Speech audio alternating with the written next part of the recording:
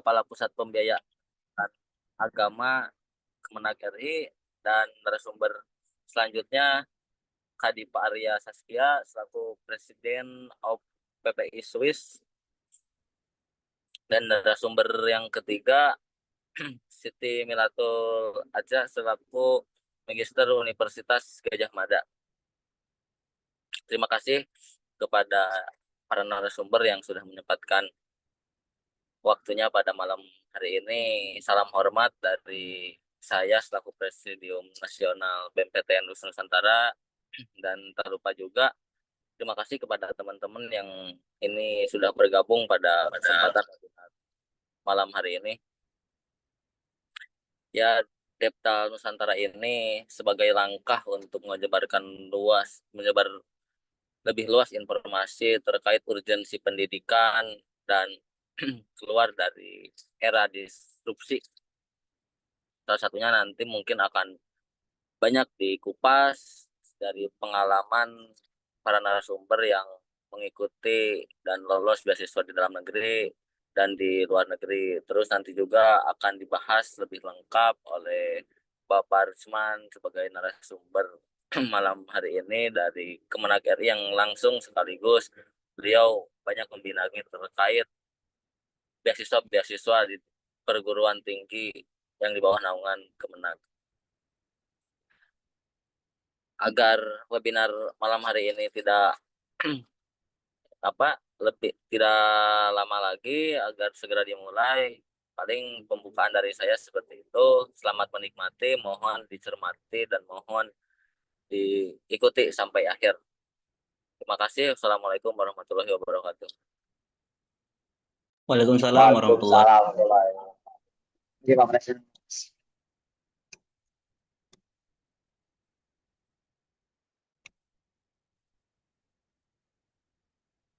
Baik, terima kasih untuk sahabat Arif Mustabasani selaku Presidium Nasional BMPTNU Nusantara.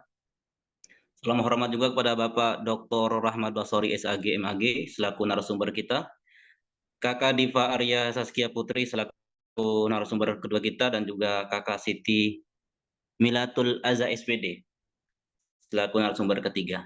Baik, acara ini akan dipandu langsung oleh moderator kita, sahabat Sofyan Taher. Kepadanya saya persilahkan. Baik, cek apakah suara saya terdengar? Jelas.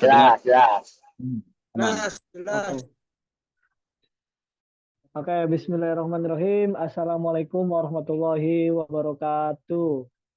Waalaikumsalam warahmatullahi wabarakatuh. Yang terhormat kepada Bapak Dr. Ruhman Basori sebagai Kepala Puspenma Pusat Pembiayaan Pendidikan Keagamaan dan Agama Islam. Yang terhormat kepada narasumber kita Kak Diva Arya Saskia Putri. Kak Diva Saskia, benar. Kalau cek. Terdengar ya? Ya, agak sedikit. Oke, ulangi. Yang terhormat kepada narasumber Arya Saskia Putri, SMBA MSc sebagai Presiden of PPI Swiss, Perhimpunan Pelajar Indonesia di Swiss dan Liechtenstein, dan juga mendapatkan award LPDP luar negeri. Yang terhormat Kak Siti Milatul Aska SPD sebagai Magister Universitas Gajah Mada dan peraih award LPDP dalam negeri. Oke, yang pertama saya selaku moderator akan memandu jalannya acara ini. Dimohon kepada kawan-kawan, sahabat-sahabat semua agar menyimak dan membersamai sampai akhir, karena Deptalk Nusantara ini merupakan suatu diskusi webinar yang di dalamnya membahas urgensi pendidikan tinggi serta kawan-kawan yang ingin melanjutkan pendidikan ke jenjang yang selanjutnya gitu kan akan dipandu langsung oleh Bapak Dr. Rukman Basori, terus Kak Diva Arya Saskia Putri sama Mbak Siti Mila gitu kan. Nah, untuk langsung saja kita mulai. Untuk narasumber yang pertama nanti akan disampaikan langsung oleh Kak Diva Saskia Putri. Oh ya. Sebelum memulai untuk menyampaikan materinya, izinkan saya membacakan CV dari Kak Diva Saskia Putri. Oke. Nama Diva Arya Saskia Putri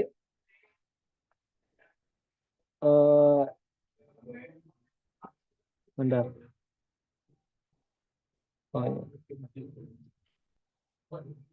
Untuk langsung saja untuk ke jenjang pendidikan ya, sekarang sedang menempuh atau sudah tamat ya kayak di Gleyen Institute of Higher Education Switzerland. Pendidikan mulai dari Maret 2024 sampai dengan September 2025. Artinya Kak Diva ini memang sudah menyelesaikan alhamdulillah studinya S2 di Gleyen Institute of Higher Education di Switzerland. Terus di S1 di pernah juga mengenyam pendidikan di KG Business School Prancis. Nah, terus pada tahun 2008 dimulai dari Mei 2018 sampai 2018 juga. Yang kedua ESC Rennes Business School Scholarship di Prancis juga.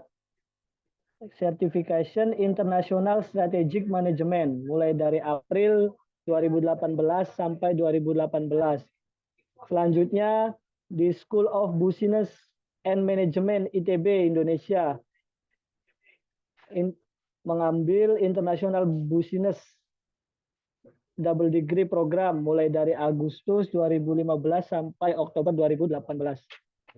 Dan selanjutnya di University of Hull United Kingdom mulai dari September 2017 sampai Juli 2018. Nah, beliau juga aktif di organisasi President of the Indonesia Student Association of Switzerland and Liechtenstein, ya, sebagai ketua presiden PPI Swiss dan Liechtenstein mulai dari Oktober 2024 sampai dengan Oktober 2025. Dan beliau juga riwayat kerja ya di PT Java Kreasi Solusindo Indonesia Agustus 2020 sampai sekarang, dan juga PT Shopee Internasional Indonesia mulai dari Mei 2019 sampai Februari 2024. Terus juga di PT Triplogic Semesta Raya Indonesia Agustus 2018 sampai Mei 2019. Ya, mungkin itu sekilas dari kurikulum atau riwayat dari Kak Diva Saskia Arya Putri. Dan selanjutnya saya persilakan Kak Diva untuk menyampaikan materi atau pembahasan pada kali ini. Dipersilakan Kak Diva. Thank you Sofian, suaraku kedengeran? Sebentar aku nyalain videonya dulu. Ya, kedengeran Kak? Oke, kalau wajahku kelihatan? Kayak sebentar aku ganti backgroundnya dulu. Mm-mm. Ya, kelihatan. Halo semuanya, selamat malam ya. Di Halo. Indonesia berarti sekarang udah jam 8.30 ya? Halo, Ya, betul. Betul Kak. nggak? Jam 8.30. Kurang Halo, 2 menit. Kurang. kurang 2 menit. Ya, kita beda 6 jam di sini. Berarti udah pada buka puasa dong? Udah Alhamdulillah. dong. Tadi siang. Udah, kalau kita udah buka puasa. Dari pagi, Kak. Oke, ya udah. Em, berarti, aduh, kepake nih waktu tarawihnya sebentar ya. Ini jam, enggak deh, udah beres tarawih. Oke, aku share screen dulu. Hmm, di sini masih siang, jadi nih kalau kalian lihat masih terang banget. Kelihatan?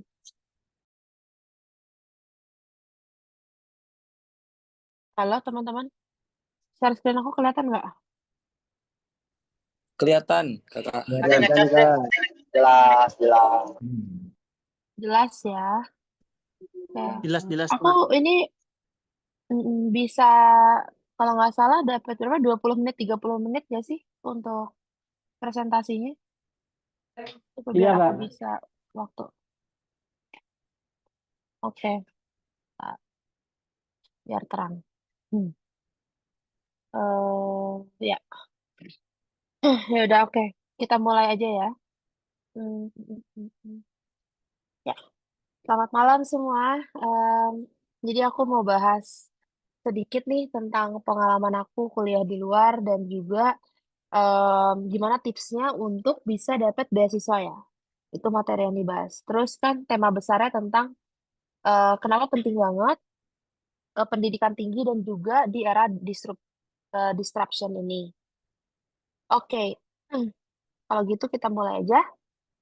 Tadi udah dikenalin juga sama Sofian, terima kasih. Jadi nama aku Diva Arya Putri dan sekarang sedang diberi eh, amanah untuk menjadi Ketua PPI Swiss dan Liechtenstein di 2024 sampai 2025 ini. Jadi aku punya kayak tagline gitu, namanya kata-katanya solid, harmonis, dan berprestasi. Dan sekarang itu aku lagi kuliah di um, Gliong. Gliong itu ambil jurusannya Master of Science in Hospitality, Entrepreneurship, and Innovation. Nah, tadi juga udah dikasih tahu juga sedikit backgroundku. Aku dulu S1 di dua universitas, di ITB sama di Inggris, di University of Hull. Ini part of double degree-nya ITB. Terus sempat kerja 5 tahun di Shopee.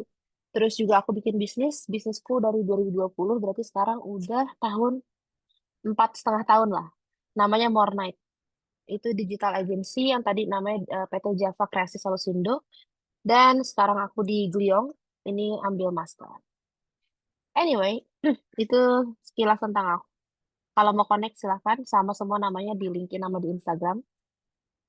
Nah, sedikit tentang PPI, karena aku di sini juga biar kalian ada gambaran.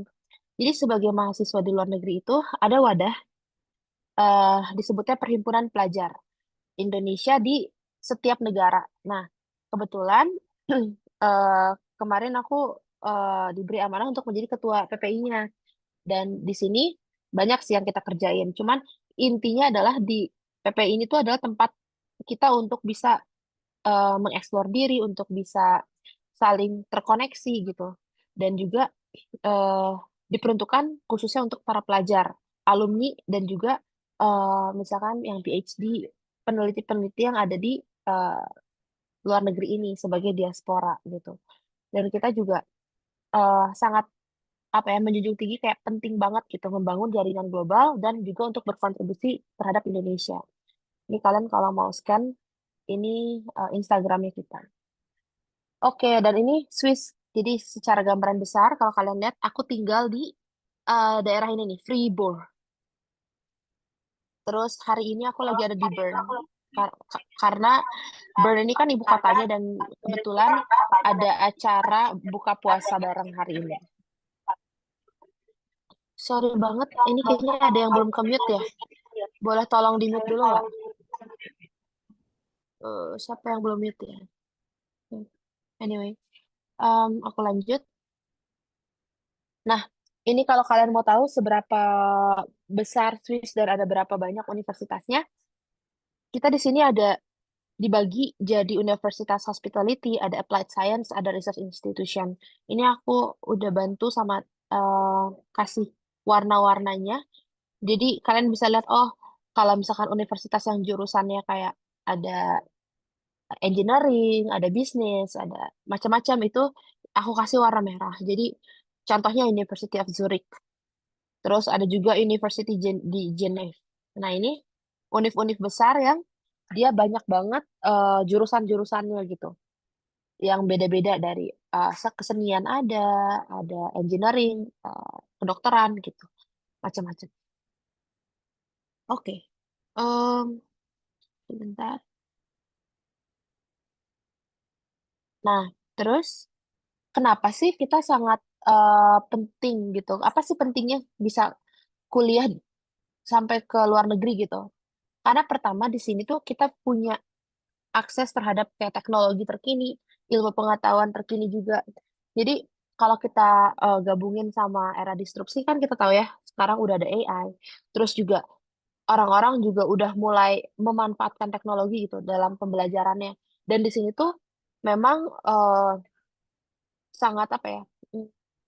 Kayak sangat menunjang pendidikan juga gitu. Terus kalau misalkan di kelas contohnya, aku misalkan gak masuk nih ke kelas karena sakit, tapi memang udah di record juga gitu sama dosennya. Jadi kalaupun kita nggak sempat masuk hari itu, kita masih punya misalkan recordingnya, tapi kita harus request dulu. Jadi kita nggak akan ketinggalan pelajaran.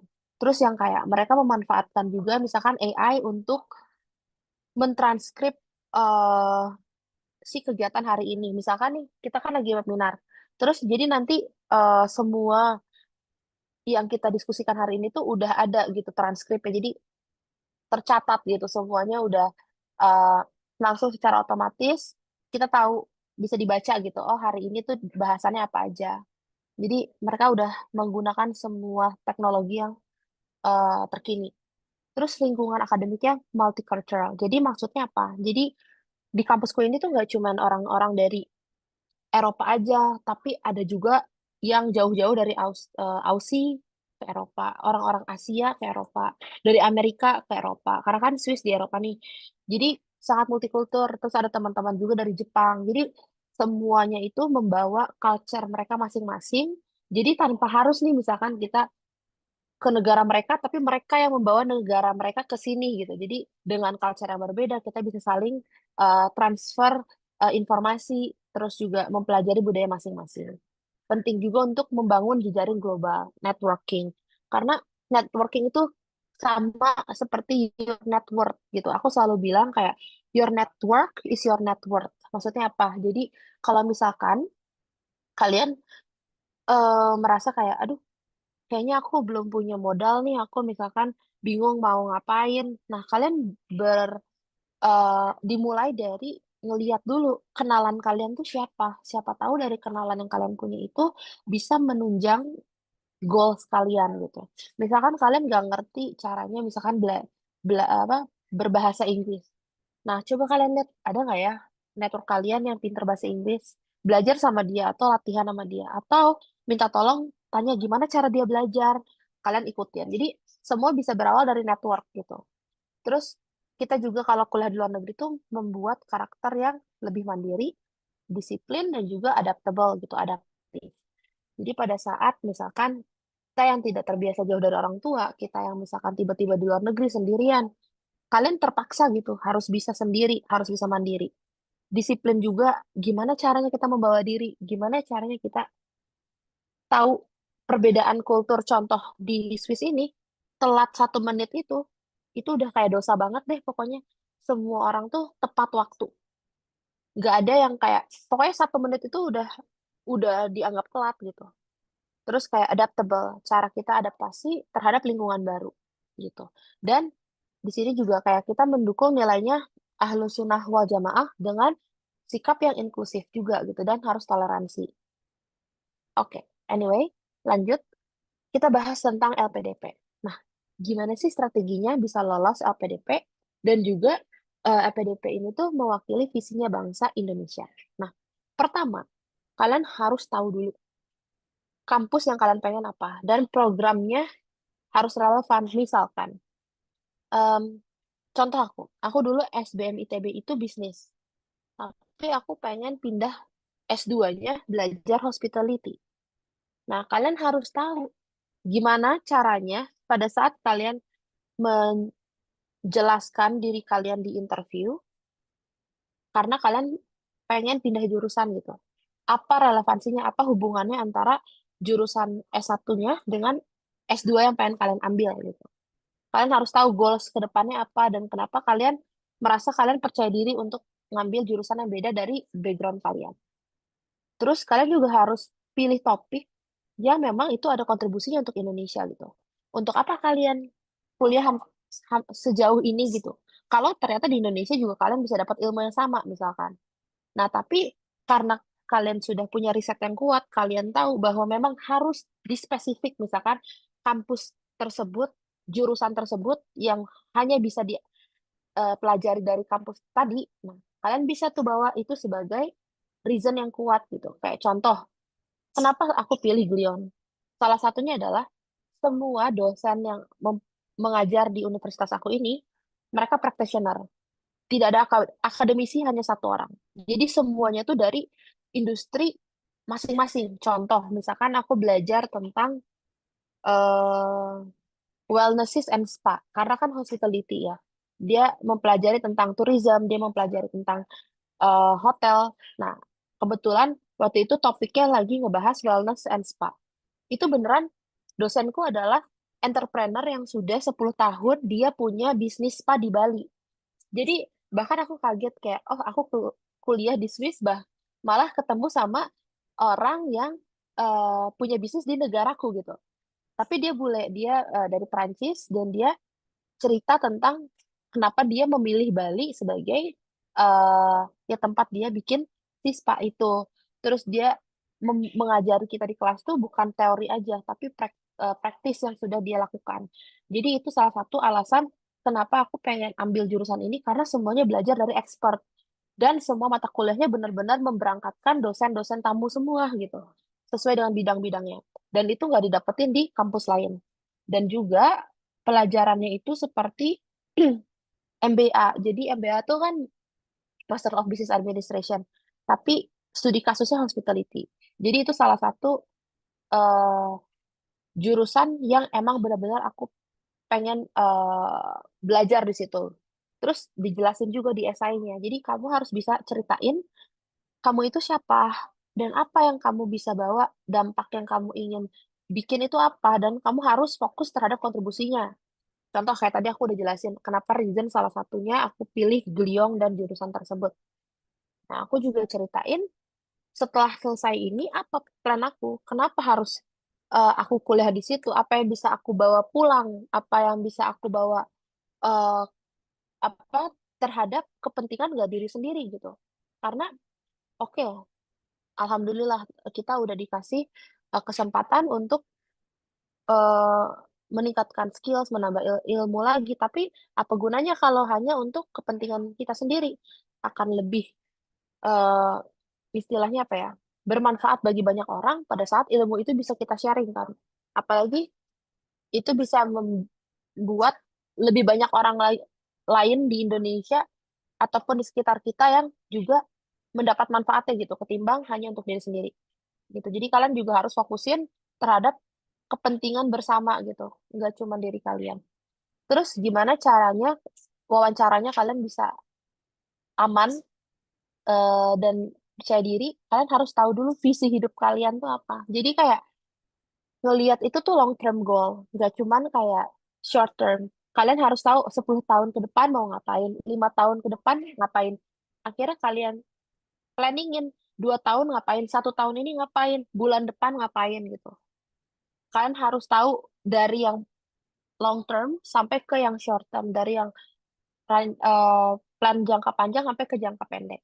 Bahkan kalau aku udah tahu kayak misalkan besok aku mau ngapain. Jadi setiap sebelum kita tidur kita planning dulu besok harus ngapain ya gitu. Nanti pas udah di penghujung hari kita checklist, oh hari ini aku udah berhasil A B C D gitu. Nanti planning lagi buat besoknya gitu. Jadi kalian udah tahu apa yang mau kalian lakukan dan apa yang sudah kalian lakukan, nanti kalian bisa cari tahu apa yang bisa kalian perbaiki di hari ke depannya gitu. Nah, sama lah intinya kalian harus tahu apa aja isu yang bisa kalian bantu untuk solving gitu. Dengan kalian misalkan ambil S2. Nah, dan LPDP itu bukan hanya beasiswa aja, tapi ini adalah sebagai amanah juga. Dan juga ini bisa karena kalian eh based on Islam juga kan, paham banyak hal-hal yang kita kan harus jadi khalifah dan segala macam, digabungin gitu. Gimana sih cara menjadi pemimpin yang baik gitu, sesuai ya dengan syariah Islam. Dan juga kalian juga bisa lebih visioner lagi gitu. Tapi tetap berdaya saing secara global. Karena nanti kalian bisa melihat, bisa menjadi lebih toleran juga. Oh, beda-beda culture, kalian harus paham gitu. Nah, ini aku singkat aja. Kalau misalkan kalian mau tahu cara daftar kuliah di luar negeri kayak gimana, kalau kalian mau pakai beasiswa ataupun kalian tanpa beasiswa. Intinya kalian harus tahu dulu programnya mau apa, universitasnya di mana. Kalian harus punya sertifikasi bahasa Inggris. Itu penting banget. Yang paling penting itu IELTS yang atau TOEFL. Habis itu kalian harus punya dokumentasi, dokumen-dokumen yang penting, contoh esai, rekomendasi dari dosen, ataupun rekomendasi dari tokoh masyarakat. Kalian kalau misalkan punya portofolio juga bisa disiapkan.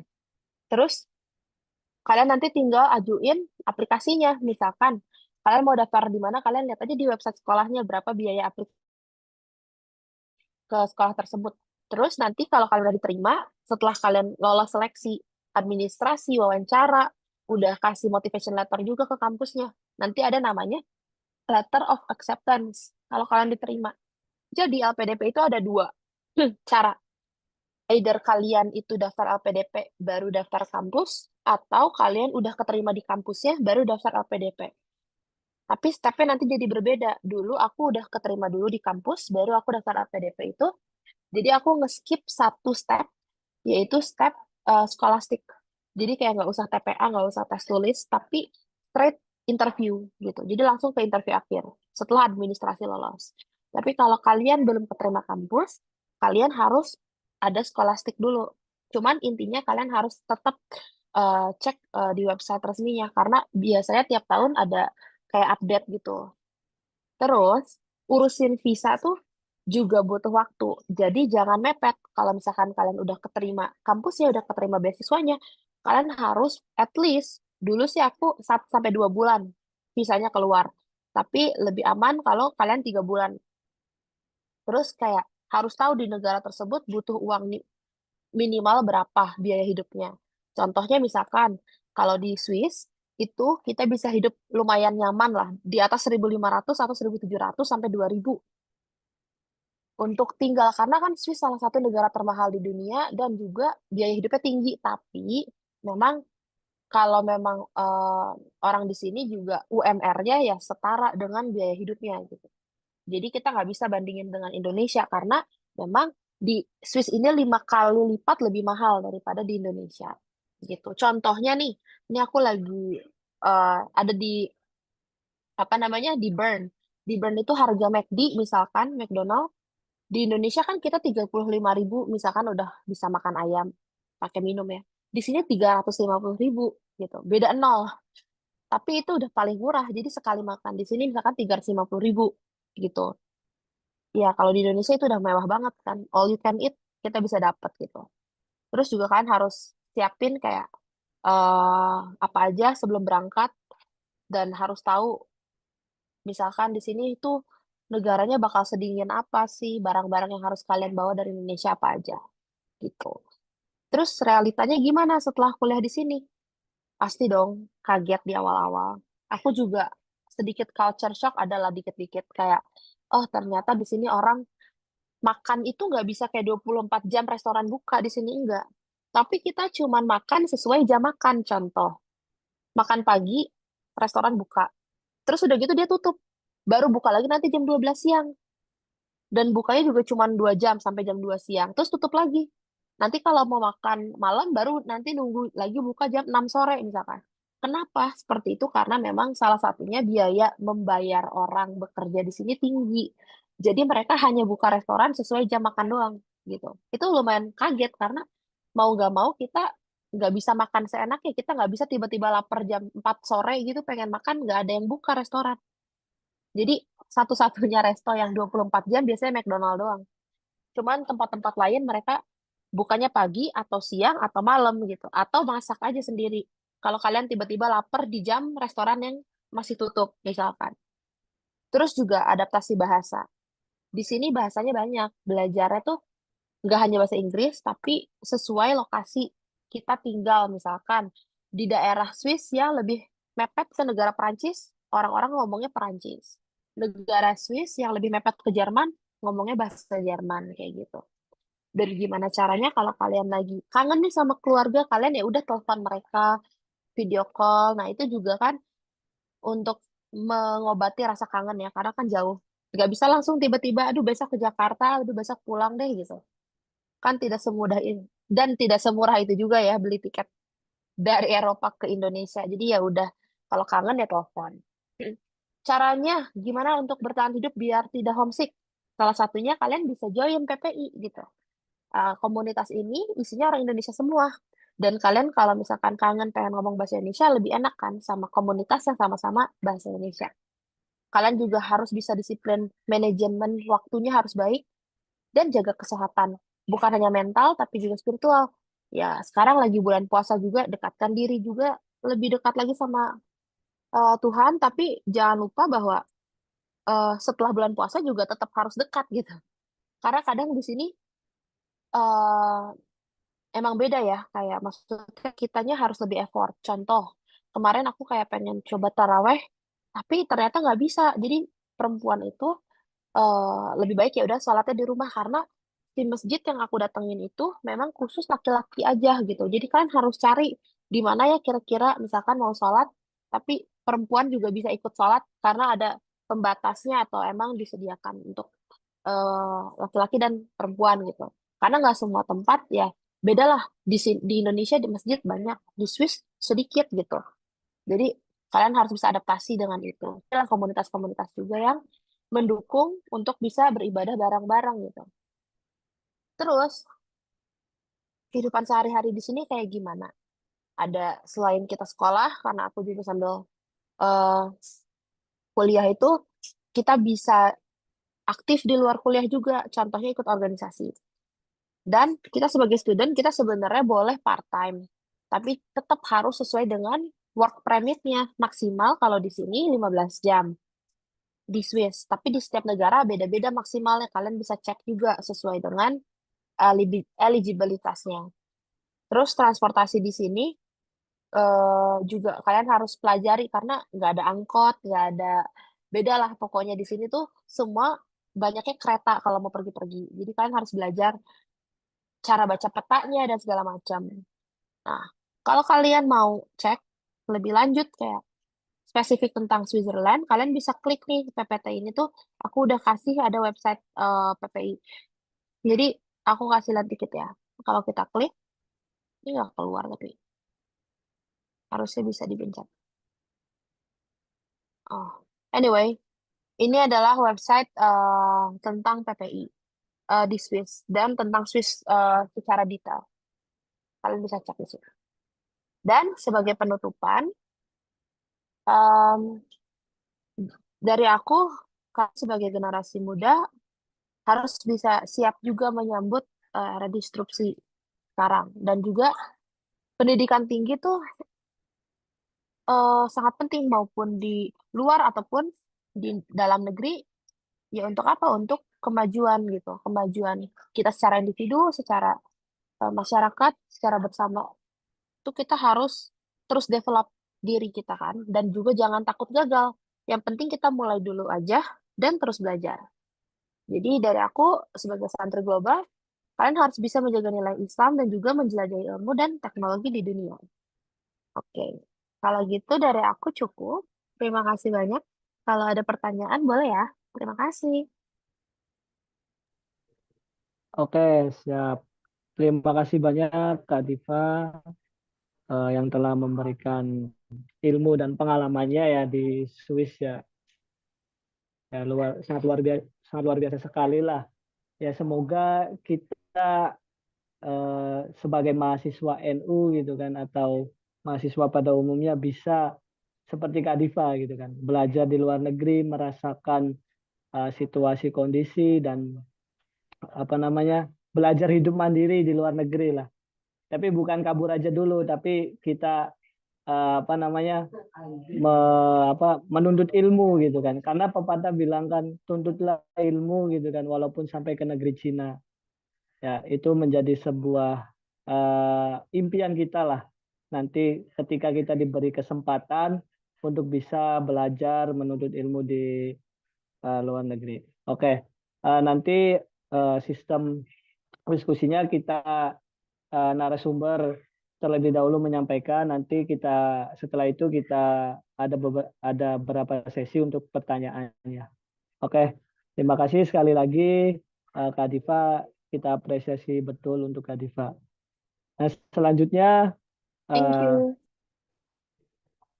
narasumber yang kedua untuk menyampaikan pemateri yaitu senior kita semua, Bapak Dr. Ruhman Basori sebagai Kepala Puspenma. Nah, sebelum itu saya bacakan CV terlebih dahulu. Bentar, bentar.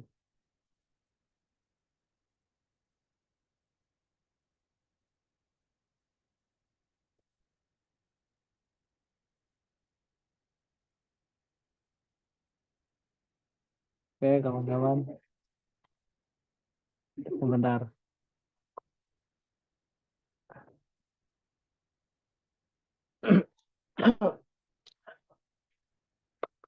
Bapak Dr. Rohman Basori ini merupakan Kepala Puspenma ya, Pusat Pembiayaan Pendidikan Agama Islam dan Keagamaan. Ya. Beliau meraih gelar yaitu MA Magister MA Magister eh, di IAIN Wali Songo tahun 2024. Tahun 2004 mengambil jurusan Pemikiran Pendidikan Islam di UIN Wali Songo dan beliau juga menempuh S3 di Manajemen Kependidikan Universitas Negeri Semarang, UNES. Jangan Ya. panjang-panjang Mas, anunya langsung aja namanya. Jangan Oke, panjang-panjang. siap. Nanti habis Siap. besoknya. Untuk itu, untuk menyampaikan materinya atau pembahasannya kepada Bapak Dr. Ruhman Basori, saya persilakan.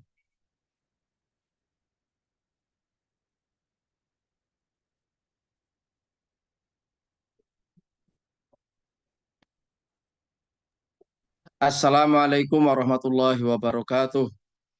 Bismillah, alhamdulillah, la haula wa la quwata illa billah. Allahumma sholli ala Sayyidina Muhammad wa ala ali Sayyidina Muhammad. Ala la tanalul ilma illa bisitatin sa'umbika majmu'iha bi bayani. Dukain wa khirsin wastibarin wa bulhotin wa irsadu ustadin wa tuli zamani amabad. Yang saya hormati Ketua atau Presiden Perguruan Tinggi Nahdlatul Ulama Arif Mustabasani yang tadi sudah menyampaikan sambutan, para narasumber yang hadir tadi Mbak Putri, Diva Putri yang sudah menginspirasi kita bagaimana kiat sekaligus merasakan kehidupan di Swiss dan menurut saya sangat penting bagi teman-teman semuanya. Nanti juga akan ada narasumber lain dari yang sedang mengambil studi di UGM. Indonesia karena gelap, maka saya juga mengikuti kegelapan forum ini. Jadi saya mohon maaf tidak bisa menunjukkan ini. Saya menghormati teman-teman yang tidak menampakkan wajah. Jadi ini nanti kalau difoto ya jadi gelap-gelapan semuanya, seperti pada saat kalian mengatakan Indonesia gelap. Baik, kalau tadi pengalaman Mbak Diva Putri di Swiss, ini sekarang bagaimana caranya? Salah satu hal yang hari ini harus teman-teman dapatkan informasi adalah hari ini ada apa namanya program beasiswa. Kita punya 4 dana abadi. Pertama, dana abadi pendidikan. Yang kedua, dana abadi riset. Yang ketiga, ada dana abadi kebudayaan. Dan yang keempat yang sedang diperjuangkan adalah dana abadi apa namanya pondok pesantren atau dana abadi pesantren. Nah, yang selama ini dikelola oleh LPDP adalah dana abadi pendidikan. Jadi yang semua beasiswa-beasiswa yang ada di Indonesia itu ada di dana abadi pendidikan. Nah, tahun 2019 kita mengalami problem sangat serius. Duit kita habis untuk membeli hand sanitizer. Duit kita habis untuk membeli apa namanya masker. Pertanyaannya adalah bagaimana agar tidak terjadi lost generation, generasi yang terputus, generasi yang apa namanya lemah, generasi yang hilang. Muncul para sarjana, muncul para cendekia, muncul para orang-orang hebat itu. Bagaimana caranya? Karena kita sedang dilanda COVID-19. Lalu para pemimpin negeri ini berembuk, kalau begitu kita akhirnya dari LPDP merubah strategi. Merubah strateginya adalah dari strategi menjalankan apa namanya pembiayaan pendidikan dengan cara mandiri, direkrut sendiri, dikelola sendiri, bahkan sampai pemanfaatan alumni. Nah, pada saat itu sejak tahun 2021 maka ditempuhlah apa yang kita sebut dengan beasiswa kolaboratif. Jadi kolaboratif dengan Kemdikbudristek diberi nama Beasiswa Indonesia Maju. Dengan Kementerian Agama diberi nama Beasiswa Indonesia Bangkit, BIP. Nah, berarti dengan demikian teman-teman yang ada di BEM LPTNU atau juga teman-teman lain di seluruh Indonesia ini ada beberapa saluran. Pertama, dari beasiswa LPDP sendiri yang didapatkan oleh narasumber dua narasumber kita. Yang kedua, kalau keluarga besar Kemdikbudristek maka akan mendapatkan 2 dari BEM maupun dari LPDP. Bagi keluarga besar Kementerian Agama bisa ikut BIP dan juga bisa ikut LPDP. Nah, itu kira-kira background. Lalu kenapa ditangani oleh Pusat Pembiayaan Pendidikan Agama dan Keagamaan? Jadi ternyata menangani beasiswa itu tidak mudah. Harus sistematis, mengalami banyak masalah, terutama menangani adik-adik kita yang kurang sabar sehingga terjadi misalkan lamban atau pencairannya tertunda atau karena satu dan lain hal. Tadi Mbak Diva menyampaikan betapa sulitnya hidup di Swiss. Bukan sulitnya, mahalnya hidup di Swiss. 1 kali makan 300.000. Di Amerika bisa 250 atau di Australia bisa 200 dan sebagainya. Jadi itu mengalami problem sangat serius dan Kementerian Agama sangat kenyang pengalaman baik pada saat mengelola 5.000 dokter maupun juga BIP pertama tahun 2021-2022. Nah, caranya kayak apa? Ini saya ingin kepada teman-teman dulu siapa yang disebut dengan keluarga besar Kementerian Agama. Yang disebut keluarga besar Kementerian Agama adalah pertama siswa, mahasiswa, santri itu di bawah binaan Kementerian Agama. Berarti kalau siswa Madrasah Aliyah, mahasiswa PTKI, perguruan tinggi keagamaan Islam, termasuk perguruan tinggi keagamaan di luar Pendis, di bawah Kristen, Direktorat Jenderal Agama Kristen, Buddha, Katolik, Konghucu dan sebagainya. Ada kelompok klaster yang kita sebut dengan guru, ustadz, kiai, atau dosen. Ini juga bisa mendapatkan program ini. Yang ketiga adalah tenaga kependidikan.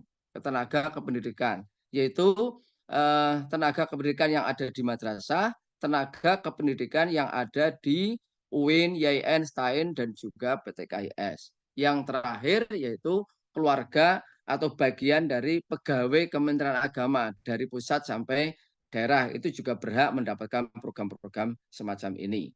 Nah, lalu syaratnya kayak apa? Syaratnya yang pertama warga negara Indonesia. Jadi kalau kemarin banyak bertanya bagaimana kalau teman-teman kita di Malaysia atau juga Thailand yang kemarin atau bahkan yang sedang problem-problem konflik kemudian ke Indonesia kemudian diberi beasiswa bisa enggak? Sementara ini belum karena memang concernnya untuk WNI. Yang kedua lah ketercukupan TOEFL ya, ketercukupan TOEFL. Coba saya ini biar apa? Saya izin share. Ya. Bisa dilihat ya, teman-teman ya. Halo, bisa dilihat ya? Moderator? Lihat. Ya. Bisa, Bapak. Ya, ya. Ya, kan Mbak Putri. Oke.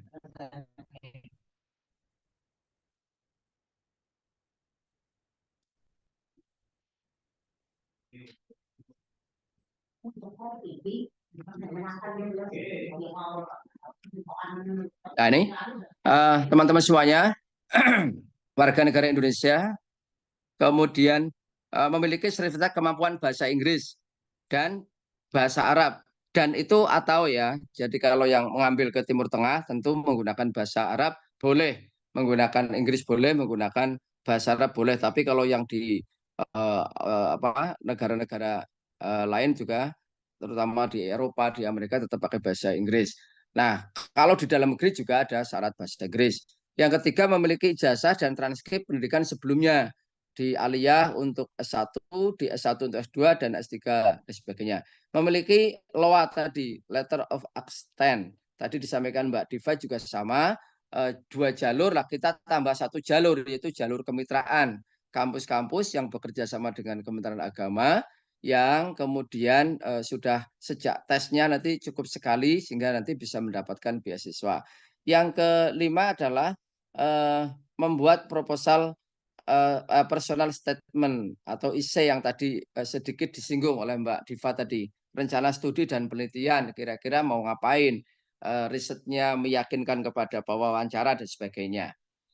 Nah, lalu apa yang dilayani ini TOEFL-nya teman-teman. Ini. Jadi TOEFL-nya kalau untuk S1 karena di LPDP tidak ada S1 maka kami masih mentolerir TOEFL-nya PTKIN dan juga ITB. ITB boleh monggo aja. Nah, juga ada untuk S2-nya sertifikat bahasa Arabnya itu 500. Kalau bahasa Inggrisnya 450. Di S3-nya sertifikat bahasa Inggris pusat bahasa ini apa namanya ini agak keliru nih mestinya bukan ini sertifikat bahasa Arab ya untuk di pusat bahasa ini yang untuk bahasa Inggris di S3 ya di S3 di S2 dalam dan luar negeri yang 2 dan luar negeri tentu membutuhkan seperti Mbak Diva tadi TOEFL, TOEFL dan sebagainya itu ada tulisan karena selama ini memang standar bahasa Arab itu belum ada ya. Jadi kita masih menggunakan standar bahasa Arab kita. Itu tentang TOEFL kita. Kemudian saya ingin sampaikan di Kementerian Agama itu ada 4 jenis beasiswa.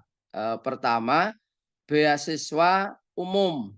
Jadi teman-teman bisa mengambil jalur pertama ini dengan beasiswa umum ini yaitu beasiswa untuk keluarga besar Kementerian Agama untuk S1, S2, S3 ya. S1 untuk S1 luar negeri belum ada, baru S1 dalam negeri.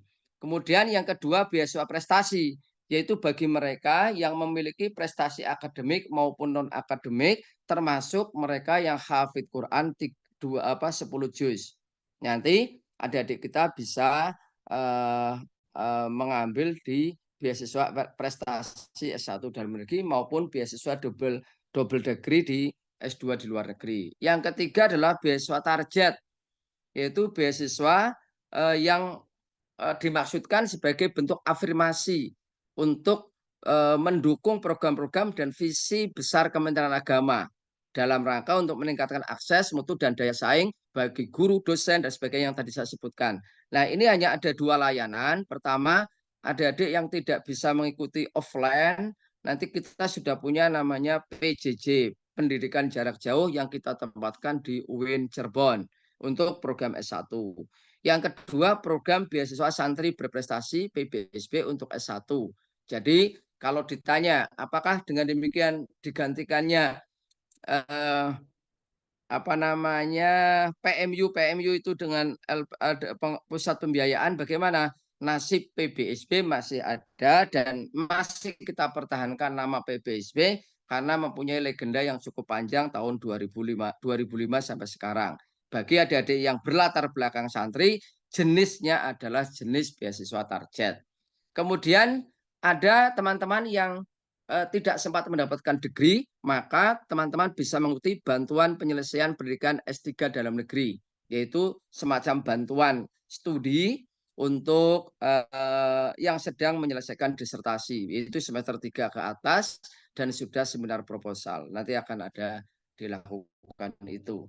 Nah, lalu teman-teman mau dapat apa semuanya? Ini tadi selama S2 24 bulan, S1 48 dan S2 48 bulan, kira-kira dapat 6 hal itu, baik dana pendidikan maupun dana pendukung. Lengkap-lengkap semuanya nih, Mas. Dana pendaftaran, dana SPP, tunjangan buku, biaya riset, bantuan seminar, publikasi jurnal, sampai pada bantuan publikasi jurnal. Transportasi, asuransi, biaya hidup, kedatangan, tunjangan keluarga, dan juga untuk pembiayaan aplikasi visa dan sebagainya. Nah, jalur kemitraan berarti hari ini adik-adik kita yang lulusan PTNU mendapatkan LOA dari kampus, dari UGM misalkan, atau dari UIN, atau dari mana, jangan lupa ambil prodi unggul atau A, dan perguruan tingginya unggul atau A, kecuali yang bermitra dengan Kementerian Agama, maksudnya jalur kemitraan. Nah, kemudian yang ketiga, jalur reguler. Berarti adik-adik yang S2 dan S3, itu adik-adik sekarang diterima BIP dulu, baru kemudian mendaftar beasiswa di daftar kampusnya LOA. Untuk dalam negeri 12 bulan, untuk luar negeri sekitar 18 bulan, masa perpanjangan 6 bulan. Itu tesnya ada 3 ini, seleksi administrasi, seleksi wawancara, seleksi akademik, dan sebagainya. Nanti jangan remehkan seleksi wawancara, karena kerap justru wawancara ini menjadi problem sendiri, karena justru disitulah akan kita lakukan. Terima kasih, saya tidak membegitu panjang lebar, cukup untuk menambah apa yang disampaikan dengan Mbak Diva.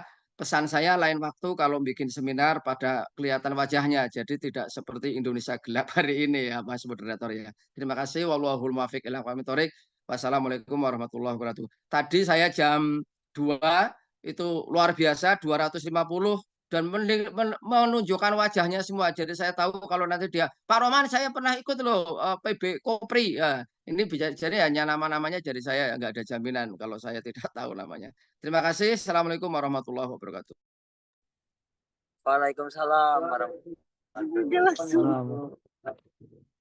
Ya, disampaikan terima kasih pada yang terhormat Bapak Dr. Rohman Basori sebagai Kepala Puspenma Kemenag RI ya, yang telah memaparkan atau memberikan gambaran untuk kita semua bagaimana step atau gambaran nanti ketika kita pengen atau ingin mendaftarkan beasiswa LPDP Indonesia Bangkit atau beasiswa Indonesia Bangkit BIB dari Kemenag RI. Nah, jadi nanti Pak Dokter inilah yang nanti memberikan pembiayaan bagi mahasiswa yang ingin melanjutkan studinya ke jenjang yang lebih tinggi gitu. Oke, tanpa berlama-lama lagi kita lanjut ke narasumber berikutnya yaitu Mbak Siti Milatul Aska. Cek Mbak Siti, Mbak Mila udah di room kah? Oke. Suara saya Oke. kedengeran nggak? Kedengeran. Oke, boleh tolong dibantu itu ya screen-nya. Oke. Sebentar. Ya,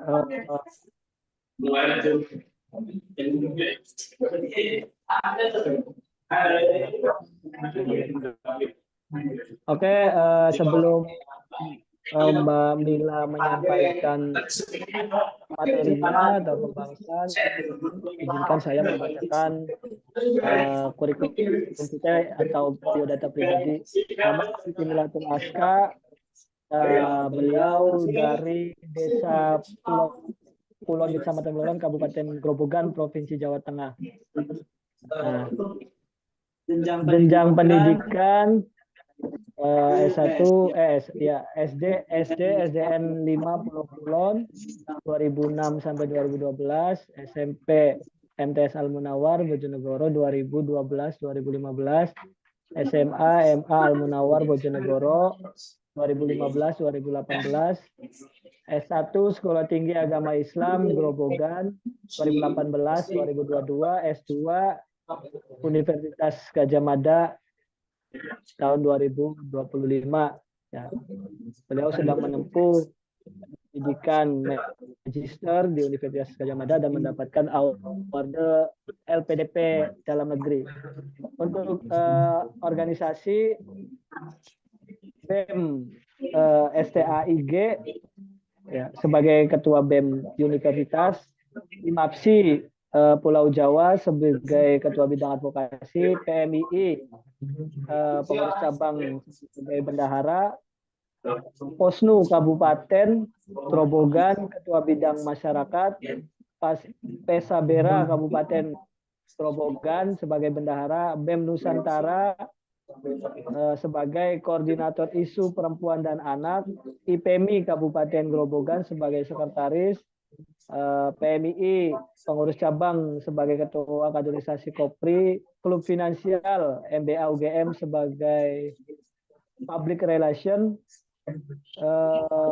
Klub Marketing MBA UGM sebagai resources general affair, pengalaman pekerjaan bimbel titik belajar sebagai founder, Emma Hanafi sebagai guru, Kementerian Desa sebagai duta. Ya. Penghargaan Perempuan Inspirasi Indonesia 2022, award LPDP 2025 dan lain-lain. Ya. Udah cukup kali ya, sebelum dilanjut aja gitu. Oke, mungkin dicukupkan ya Mbak Mila. Mungkin dipersilakan Mbak Mila untuk menyampaikan materi atau pembahasan pada diskusi atau dialog malam hari ini. Mangga Mbak, dipersilakan. Oke, sebelumnya terima kasih. Assalamualaikum warahmatullahi wabarakatuh. Kedengaran suara saya? Halo? Kedengaran. Oke. Untuk Musatu Tanaya itu salah mahasiswa. Baik, yang saya hormati beliau selaku salah satu narasumber juga, senior saya juga Bapak Dr. Andes Rukman Basori SHG MAG, dan saya hormati ada Mbak Rizka Arya Saskia Putri SMDA MSc, dan saya hormati dari mahasiswa BMPTNU, dan yang saya hormati juga dari sahabat saya moderator, yang saya hormati juga teman-teman semua yang ikut bergabung dalam diskusi di malam kita hari ini ya. Jadi yang pertama yang kita harus bahas nanti yaitu terkait dengan pentingnya pendidikan untuk generasi muda, yang dimana kalau kita bicara penting, berarti pendidikan ini merupakan aspek yang sangat fundamental dalam kehidupan manusia, yang dimana hari ini kita sebagai generasi muda itu, apalagi sebagai penerus bangsa itu membutuhkan pendidikan yang berkualitas, yang nantinya itu agar kita dapat menghadapi tantangan di masa depan. Apalagi dengan adanya seperti ini ya, beberapa kebijakan itu sempat sempat gonta-ganti, terus dengan juga adanya pendidikan ini kita dapat mengembangkan potensi diri kita serta meningkatkan kualitas hidup dan berkontribusi bagi masyarakat. Oke, kita agak cepet ya teman-teman ya, biar nanti kita ada sesi tanya jawabnya biar lebih cepat juga. Kalau kita bicara terkait tantangan hari ini apa sih? Yang pertama tentu tantangan globalisasi ya. Tantangan globalisasi itu yang semakin ketat, yang dimana hari ini persaingan global itu semakin banyak. Jadi tinggal kita mau menempatkan di posisi seperti apa. Oke, sahabat moderator, sebelumnya boleh dibantu share screen-nya. PPT udah saya kirim ya. Saya agak repot nih, jadinya belum bisa share. Oh ya. Oke. Oke. Lanjut aja. Terus Mbak- yang kedua Mbak berkaitan Mila. dengan ya. Ya, lanjut. Oke, yang kedua berkaitan dengan teknologi, perkembangan pusat, apalagi kita di era digital ya. Kalau kita nggak memanfaatkan teknologi, tentu kita akan ketinggalan. Apalagi teman-teman yang hari ini kuliah, saya juga yang hari ini masih kuliah juga, kita seringkali memanfaatkan yang namanya AI untuk membantu pembelajaran kita. Jadi mau nggak mau kita juga harus update terhadap teknologi. Jadi kita nggak boleh terhadap teknologi. Terus yang ketiga kita berkaitan dengan isu kompleks. Isu kompleks hari ini apa sih? Apa yang dibutuhkan negara? Apa sih yang bisa kita berikan untuk negara? Itu tentunya juga sangat penting dan harus kita belajar matang-matang gitu, teman-teman ya. Terus yang ketiga, kalau kita bicara mengapa pendidikan sangat tinggi itu penting. Yang pertama kita tentunya akan berpikir lebih kritis ya. Berpikir lebih kritis karena yang dimana slide ketiga ya. Langsung slide ketiga. Karena kalau kita berpendidikan lebih tinggi, tentunya kita akan jauh lebih berpikir lebih kritis daripada teman-teman yang berpendidikannya hanya SMA ataupun tidak lulus SMA ya. Terus yang kedua terkait juga wawasan global. Wawasan global ini tentunya yang harus kita miliki, dan ini penting sekali karena kita tidak tahu di 2 tahun ataupun 4 tahun yang akan datang globalisasi seperti apakah yang nanti akan kita hadapi. Jika saja teman-teman hari ini yang memang sudah lulus S1 ataupun belum lulus S1 segera persiapan untuk melanjutkan jenjang S2, karena semakin banyak kita luangkan waktu untuk persiapan, tentunya kita bicara problemnya juga akan semakin kecil. Jangan sampai teman-teman hari ini ketika sudah mau lulus nih, belum punya pandangan mau kemana atau belum mempersiapkan, coba lakukan teman-teman mulai mempersiapkan, karena S2 itu menurut saya itu harus butuh sangat persiapan mental, niat dan finansial itu bisa. Terus next kita ke slide keempat, investasi masa depan. Kalau kita bicara terkait pendidikan, tentu ini menjadi investasi masa depan yang dimana semua yang bisa kita ubah dengan pendidikan. Kalau teman-teman mau memperbaiki karir, itu juga harus dengan pendidikan. Pendidikan itu tidak menjamin kita akan mendapatkan pekerjaan, namun pendidikan itu akan mempermudah kita mendapatkan pekerjaan. Teman-teman misalnya ada 3 kuota yang buat pendidikan tinggi, dan misalkan ada 3 kuota, 10 di antara mereka itu yang pendidikan tinggi dan yang anak-anak 3, yang 7 enggak. Tetap yang di prioritaskan itu teman-teman yang berpendidikan tinggi, karena mereka mempunyai daya pikir yang lebih panjang. Tentu itu akan menambah sikap positif dan kualitas diri kita itu tidak diragukan lagi, teman-teman. Nah, slide kelima lanjut terkait dengan keterampilan di era digital. Kalau kita bicara hari ini sudah di era digital, mau ngapain sih selain dengan pendidikan ini, teman-teman juga harus paham dengan literasi digital. Jadi hari ini pembelajaran S2 di kampus saya, di S2 di UGM ya, itu semua juga serba digital. Jadi mau nggak mau kita juga harus lihat, kita juga harus mengikuti, kita harus apa ya, intinya aktor diri lah, kita nggak boleh kita nggak boleh tangan dengan hari ini karir kita hari ini, kita nggak boleh sama dengan kualitas kita yang kita miliki hari ini gitu.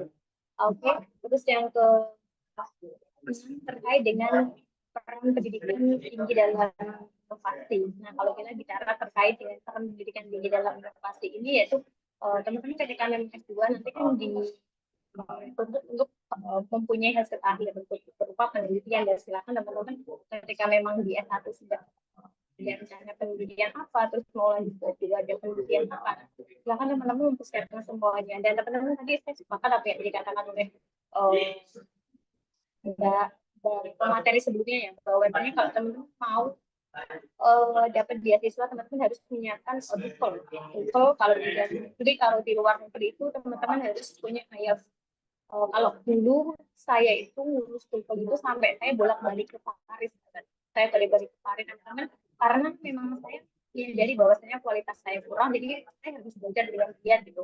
Apalagi ditambah saya dengan background kampus saya yang saya hanya sekolah tinggi agama Islam ya, sih kayak mustahil banget bisa ke UGM gitu. Apalagi di era teman-teman saya itu banyak yang satu kelasnya ada dari UII, ada dari Unpad, ada dari UB, terus ada dari pokoknya kampus tertinggi hanya saya yang jadi bagian dari kampus sekolah tinggi. Nah, itu perlu dan patut kita garis bawahi bahwasanya background kampus itu tidak mempengaruhi untuk masuk ke ke universitas selanjutnya, tapi kualitas diri kita yang akan menentukan. Jadi teman-teman nggak usah pesimis ketika memang hari ini teman-teman punya niat untuk melanjutkan ke jenjang perguruan yang lebih tinggi, itu kan teman-teman memaksimalkan semuanya, menatanya dari sekarang, menata kayak semua yang dibutuhkan lah. Apalagi tadi sudah disebutkan oleh Pak Arman ya, bahwasanya kita butuh termasuk surat rekomendasi, kita butuh harus belajar dari awal. Apalagi prosedurnya LPDP itu sangat ketat ya sahabat-sahabat, karena dulu jujur saya itu sebelum terima di LPDP saya dulu pernah daftar di DID juga, izin Bapak, saya pernah daftar di DID, saya sampai tahapan wawancara, tapi mungkin sejalan belum rezeki saya di DID, jadi akhirnya saya sampai di tahapan wawancara saya tidak lolos. Jadi saya itu melihat bahwasanya persaingan itu semakin ketat dan kualitasnya itu semakin diadu. Jadi kalau di DIP itu soalnya ada yang saya ingat tuh dulu ada 364 kalau di DIP, kalau di LPDP itu ada 50 soal atau 50 gitu. Jadi tetap semuanya yang hasil kritisnya itu diwawancara bagaimana kita bisa meyakinkan, wawancara bagaimana tadi yang disebutkan oleh narasumber kita juga, kalau kita itu melanjutkan studi perguruan tinggi itu apa sih yang nantinya bermanfaat untuk orang lain, bukan untuk diri kita sendiri ya. Terus yang perlu digarisbawahi juga, kenapa sih LPDP, kenapa sih BIB harus membiayai teman-teman? Kenapa nggak orang lain? Itu yang harus ditonjolkan juga. Kenapa sih teman-teman harus dapat beasiswa ini? Itu diskusi wawancara itu sangat penting, dan juga kontribusinya teman-teman ketika memang teman-teman kuliah di Indonesia, teman-teman kuliah di kontribusinya teman-teman untuk masyarakat itu apa sih? Harus jelas, risetnya juga harus jelas. Teman-teman mau membantu pemerintahan dalam hal bidang apa, ataupun ingin membantu menyelesaikan problem-problem yang hari ini masih menjadi problem apa, itu silakan nanti teman-teman pertimbangkan ketika teman-teman membuat essay.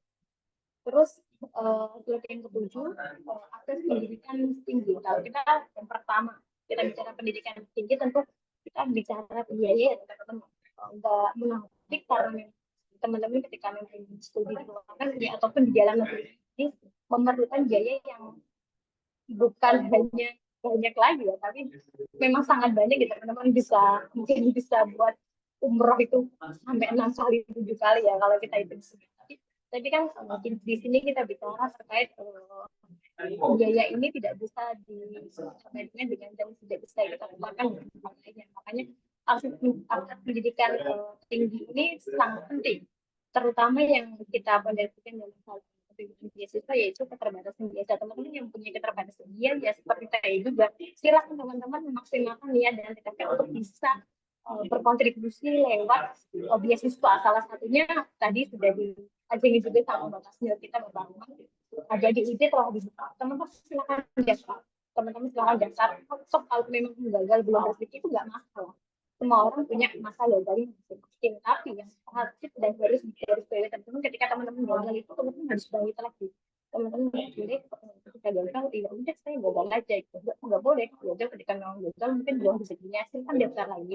Daftar di IB, daftar di LPDP, daftar di manapun itu silakan ya teman-teman ya. Dulu waktu saya daftar LPDP saya itu belum mengantongi LOE yang disebutkan tadi ya.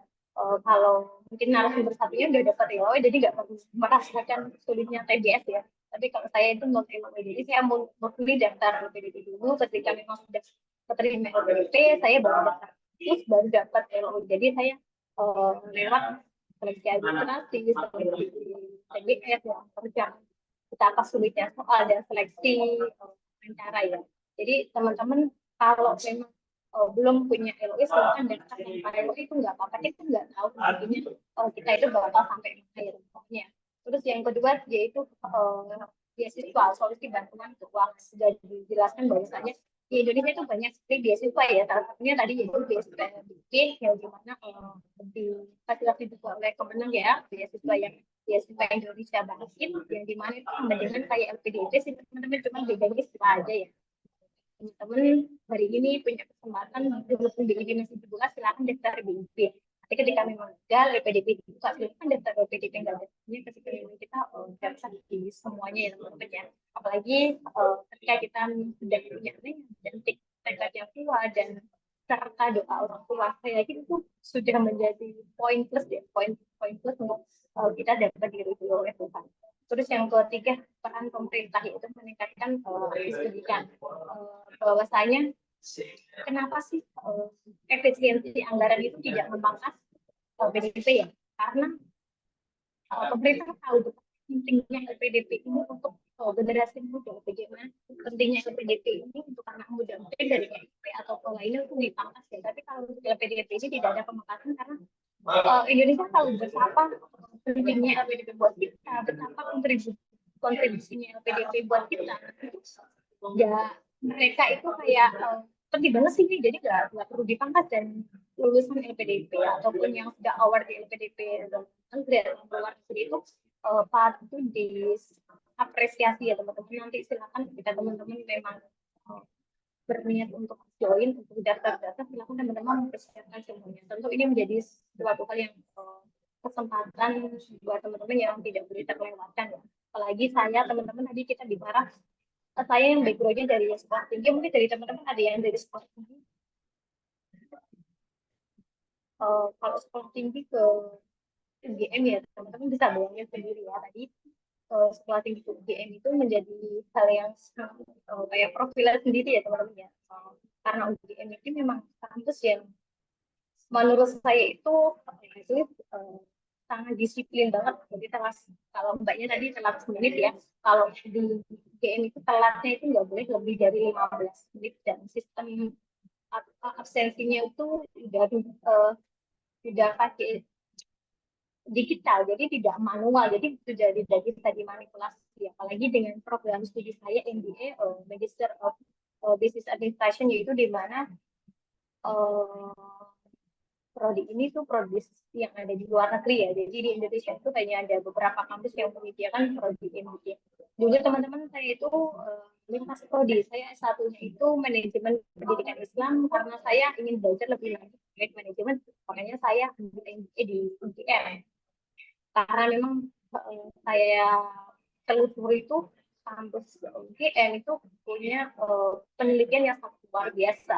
Nah, ketika saya join nanti tentunya itu akan menambah kemampuan kita ketika kita dapatkan di kampus-kampus itu dan kita terapkan di luar negeri. Nah, teman-teman mungkin hari ini sudah ada pandangan nih ketika ingin kuliah di mana, melanjutkan studi di mana. Nah, pesan saya ketika teman-teman memang sudah ada pandangan untuk melanjutkan studi di mana, di UIK, di UIN Jakarta lah, di UGM ataupun lainnya, teman-teman silahkan mempersiapkan semuanya. Apalagi ketika beasiswa ini sudah dibuka, teman-teman silahkan mulai dari sekarang itu membuat essay yang berkaitan dengan prodinya teman-teman. Apalagi hari ini ketika saya lihat tuh ada beberapa teman-teman yang saya mentoring untuk PDP batch 1 kemarin tuh saya melihat desainnya itu agak rancang. Nah, teman-teman mumpung masih ada waktu, silakan mempersiapkan semuanya, termasuk mempersiapkan isi semuanya, karena isi itu nggak bisa dibuat dalam jangka waktu 1 bulan, itu nggak bisa menurut saya. Tetap ketika kita mempunyai ide yang baik, kita masukkan apa sih yang bisa kita berikan, apa sih kontribusinya, kita masukkan itu sesuai dengan yang menurut kita itu baik dan sistematis tentunya teman-teman ya. Oke, slide yang ke-9, kalau kita bicara beasiswa, bicara muda dari daerah, kita mempunyai dampak positif, dampak positif untuk diri kita, dampak positif untuk masyarakat, dan dampak positif untuk negara tentunya juga. Siapa sih yang nggak mau melanjutkan studi dengan beasiswa? Siapa yang nggak mau melanjutkan studi ketika memang sudah difasilitasi negara? Nah, PR kita ketika kita sudah difasilitasi, apa sih yang bisa kita berikan untuk Indonesia? Pasti yang bisa kita berikan untuk masyarakat, dan apa yang nantinya bisa kita terapkan di kemudian hari. Tentu itu menjadi hal yang perlu kita pertimbangkan ya teman-teman. Mungkin teman-teman nanti kita akan banyak sesi tanya jawab aja. Pokoknya intinya teman-teman yang mau melanjutkan buat beasiswa BUD atau PDP itu, teman-teman silakan mempersiapkan data dari sekarang. Ketika memang teman-teman betul-betul mentoring saya ataupun lainnya, nanti silakan boleh WA saya ataupun saya dengan senang hati bersiap untuk membantu mengoreksi saya atau mentoring teman-teman dapat beasiswa ini. Di DIB boleh, di PDP boleh, karena dulu saya juga pernah daftar di DIB, tadi saya juga pernah daftar di DIB sebelum saya mendapatkan di LPDP ini. Jadi teman-teman silakan mempersiapkan semuanya ketika memang sudah siap. Intinya teman-teman sudah punya portfolio, nanti teman-teman sudah punya kunci untuk daftar ke LPDP. Karena kalau teman-teman hanya bisa harusnya mau daftar yang mau daftar, tapi teman-teman nggak mau sekolah, sama aja kayak teman-teman doang. Jadi ketika teman-teman mau daftar beasiswa, kuncinya hanya di itu sekolah. Beda lagi ketika di LPDP ya. Kalau di LPDP itu ada namanya jalur afirmasi. Kalau jalur afirmasi ini ada pasif keras, yang daerah tertinggal, ada putra putri Papua. Nah itu nggak perlu tuh. Jadi ketika memang di teman-teman mengambil jalur reguler, teman-teman harus memang mempersiapkan siswa ibunya ya teman-teman. Untuk melanjutkan studi yang lebih tinggi, tentunya kita memperlukan tekad yang kuat, waktu yang jauh lebih lama, dan lelah yang lebih daripada teman-teman yang tidak melanjutkan. Artinya kita memang harus benar-benar serius teman-teman. Kita memang harus benar-benar memaksimalkan potensi yang ada dalam diri kita teman-teman. Apalagi hari ini teman-teman aktivis ya, saya yakin teman-teman aktivis itu kalau bisa habis itu lebih lanjut. Jadi teman-teman sudah mempunyai dampak yang luar biasa dan mempunyai terus sendiri untuk ketika memang teman-teman ada di tahap pergaulan teman-teman sudah punya mungkin itu yang dapat saya sampaikan teman-teman. Nanti biar kita bisa tanya lebih lanjut selain bagaimana sih caranya ataupun lainnya.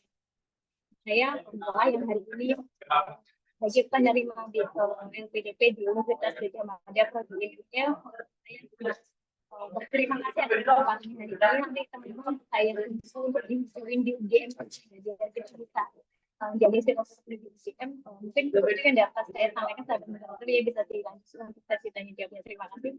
Wassalamualaikum warahmatullahi wabarakatuh.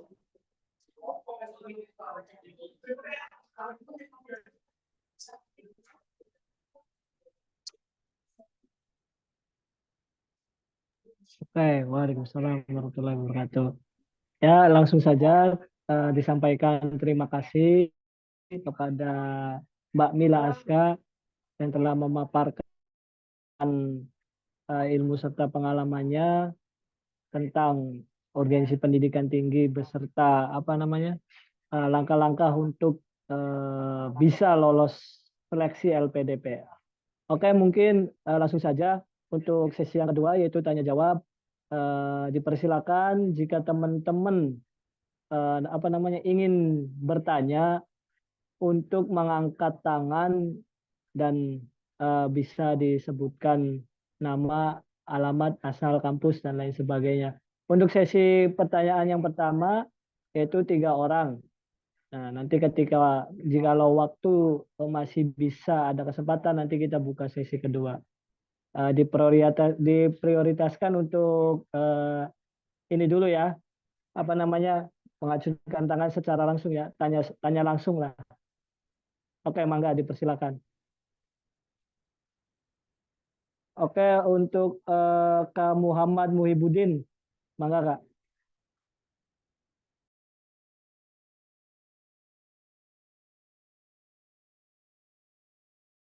Mic-nya Kak, Muhammad Muhibudin Al-Faizi. Halo cek. Oh iya, bentar.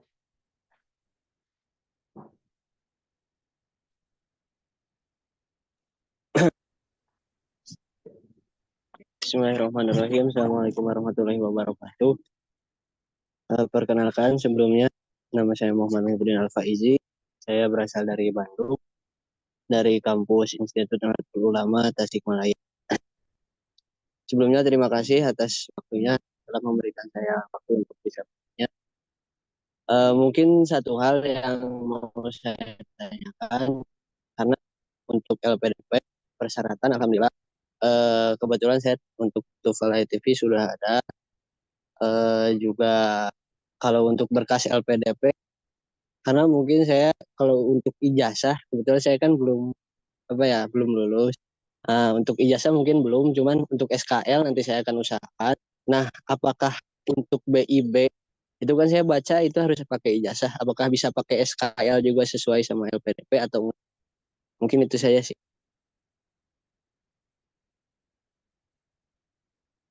Itu sih Kak untuk pertanyaannya. Terima kasih. Assalamualaikum warahmatullahi wabarakatuh. Oh iya, terima kasih ke Muhammad Muhibudin telah bertanya. Ini pertanyaannya ditujukan ke siapa Kak? Atau mau ke Pak Dokter atau dua-duanya sama Ibu Mila atau tiga-tiganya? Oh ya, mungkin bentar.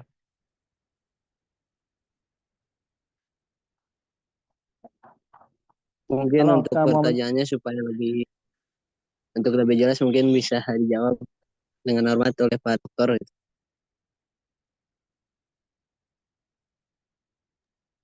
Oke, siap. Mungkin dipersilakan Bapak Dr. Ruhman Basori untuk menjawab pertanyaan dari Kak Muhammad Muhibudin soal ini ya, apa namanya, SKL ya, ataukah masih bisa sebagai syarat untuk mendaftarkan LPDP. Mangga Pak Dokter.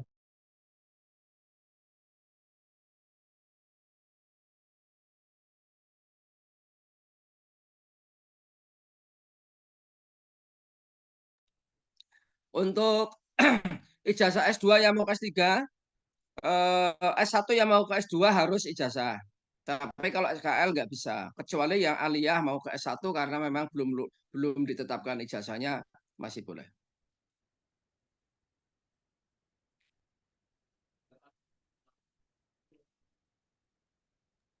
Oke, bisa dimengerti Pak Muhammad Muhibudin?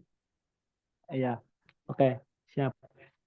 Untuk pertanyaan selanjutnya, mangga dipersilakan untuk teman-teman yang mau bertanya langsung.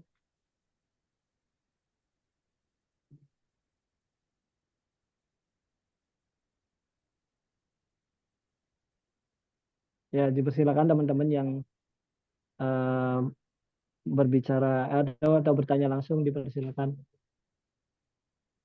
Atau bisa bilang hadir di kolom chat, nanti dari host bisa di apa namanya, di open mic.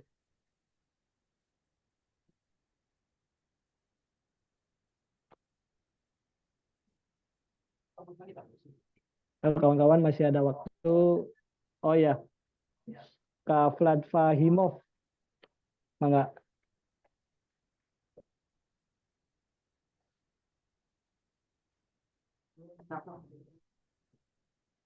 Vlad Mahimov.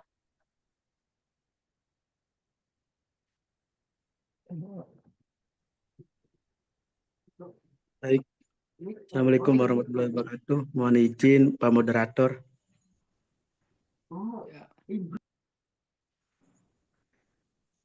Kedengaran? Eh, yang bertanya ini ya, open kameranya ya. Oke. Kameranya. Baik. Assalamualaikum warahmatullahi wabarakatuh. Mohon izin Pak Moderator. Waalaikumsalam.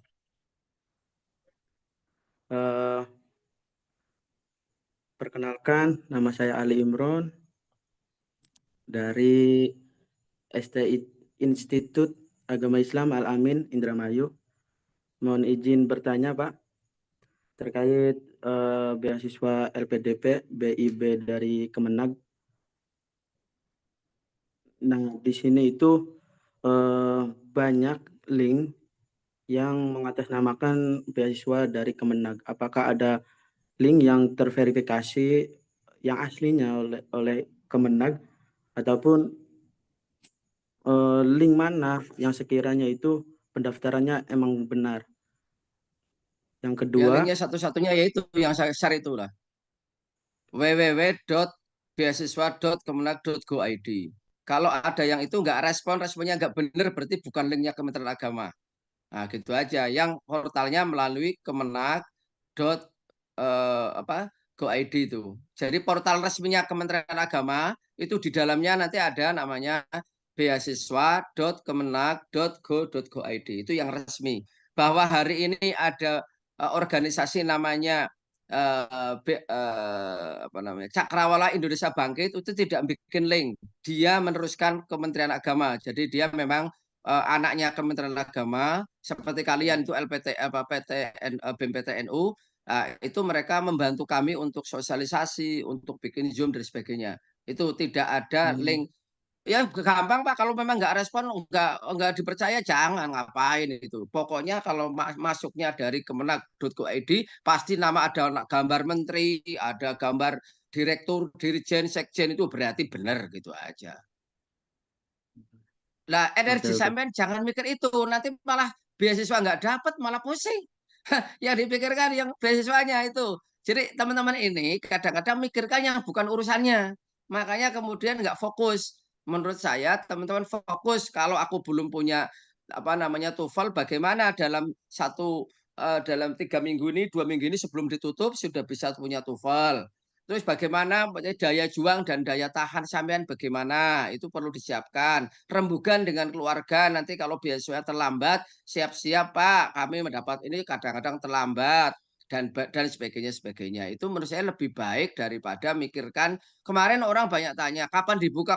Saya tanya udah punya TOEFL belum? Mendingan saya nyari TOEFL daripada kapan dibuka. Betul kan? Begitu dibuka dia nggak daftar. Karena memang ini sekali lagi namanya beasiswa itu adalah butuh kerja keras, butuh komitmen diri, karena bukan bagi-bagi seperti BLT atau daging kurban atau apa. Jadi nanti dipersiapkan. Kalau memang tidak siap tahun ini, ya sampean siapkan tahun depan. Oh ternyata banyak hal yang harus disiapkan kemampuan. Coba lihat tadi kalau keterangannya Mbak Diva itu kan sangat detail itu. Bagaimana meyakinkan ke tim wawancara, bagaimana tentang argumen-argumen yang hanya beberapa kalimat atau kata yang 1.500 kata itu kan harus diyakinkan betul kepada para ini. Ini menurut saya itu ya, oke ya. Oke, siapa? Ya. Jadi problem terberat bagi anak-anak NU adalah soal bahasa Inggris. Makanya kalau memang tidak bisa ya jangan dipaksakan. Bertapa dulu di Pare atau di daerah mana yang kemudian jangan ikut ke yang PMI sampean buat itu karikatif aja, nggak menjawab masalah. Yang menjawab masalah adalah sampean bertapa itu, mengasingkan diri. Sementara jangan berpikir politik dulu, jangan berpikir demo dulu. Saya akan ke Perancis, maka saya akan belajar bahasa Perancis selama 8 bulan. Saya punya kawan namanya Sumanto Al-Qurtubi, diterima di Boston University. Nah, kemudian di Pennsylvania untuk S2-nya. Itu dari nol bahasa Inggrisnya, tapi dia di Paris selama 8 bulan. Nah, akhirnya menjadi dosen di Jabal Dahran, sekarang balik kemarin menjadi dosen tamu di Jepang dan sebagainya. Ini contoh beberapa orang yang punya daya juang yang luar biasa dari nol tapi kemudian bisa kuliah di Boston dan sebagainya. Itu misalnya banyak contoh-contoh itu. Ada saya nggak sebut namanya, dosen IAIN Kediri, dia merasa kurang bahasa Inggrisnya, dia pamit ke rektornya untuk cuti dan selama 6 bulan dia 4 bulan mengasingkan diri. Alhamdulillah ngepas dapat diterima BIP, sekarang sudah proposal di Finland di Flanders di Australia. Nah, yang begitu-begitu monggo, apalagi kalau di dalam negeri tentu lebih gampang ya dibanding di luar negeri, hanya syarat awalnya saja. Siap, Pak. Ya. Terima kasih, Pak. Oke. Atas jawaban sangat jelas sekali, Pak. Ya. Ya. Baik, selanjutnya apa Mbak Diva atau Mbak Mila ingin menambahkan? Mangga. Biar Mbak Diva dulu ya, saya izin bertanya ya.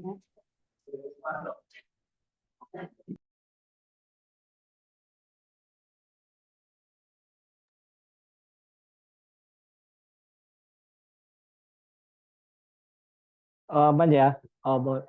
Oke, dilanjut. Sebelumnya kawan-kawan nanti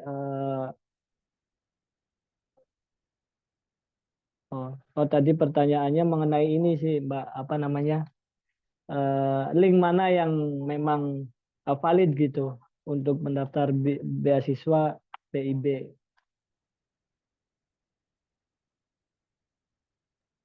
Itu sudah saya jawab, Mas. Sudah saya upload itu di ini. Itu sudah sangat jelas dan itu nggak usah diperpanjang. Percaya begitu kan gampang tuh.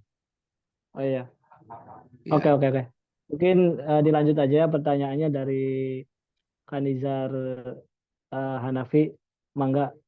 Ya, sebelum bertanya ini dulu apa namanya, ditujukan pertanyaannya ke siapa gitu biar lebih subjektif.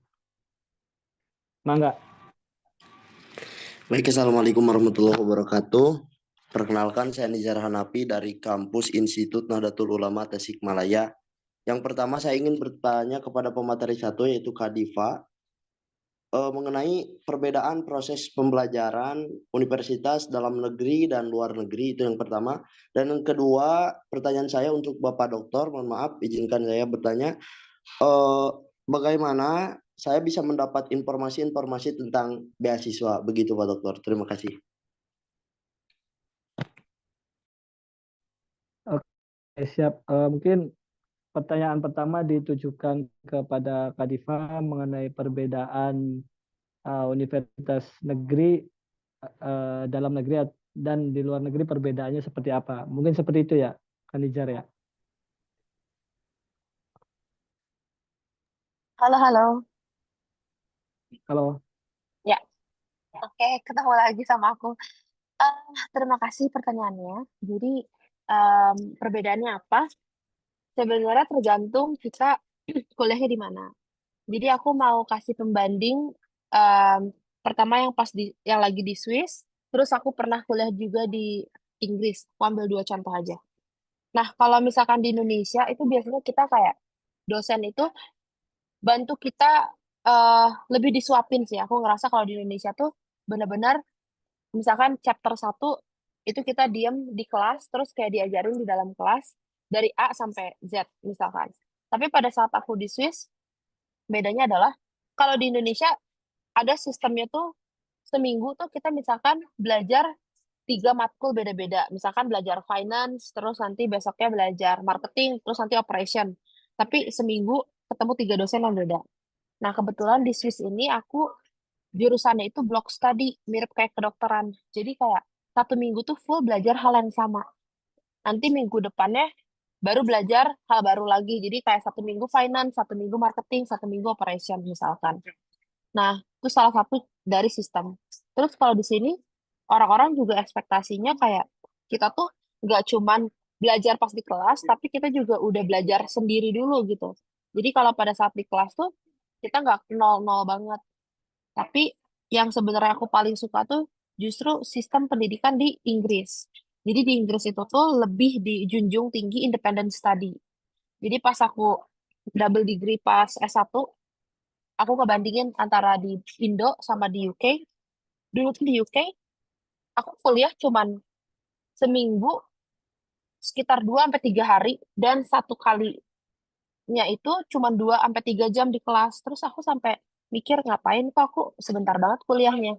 Ternyata setelah aku ngobrol sama dosennya, aku dijelasin kalau 1 hour in class itu equal to 6 to 7 hour independent study.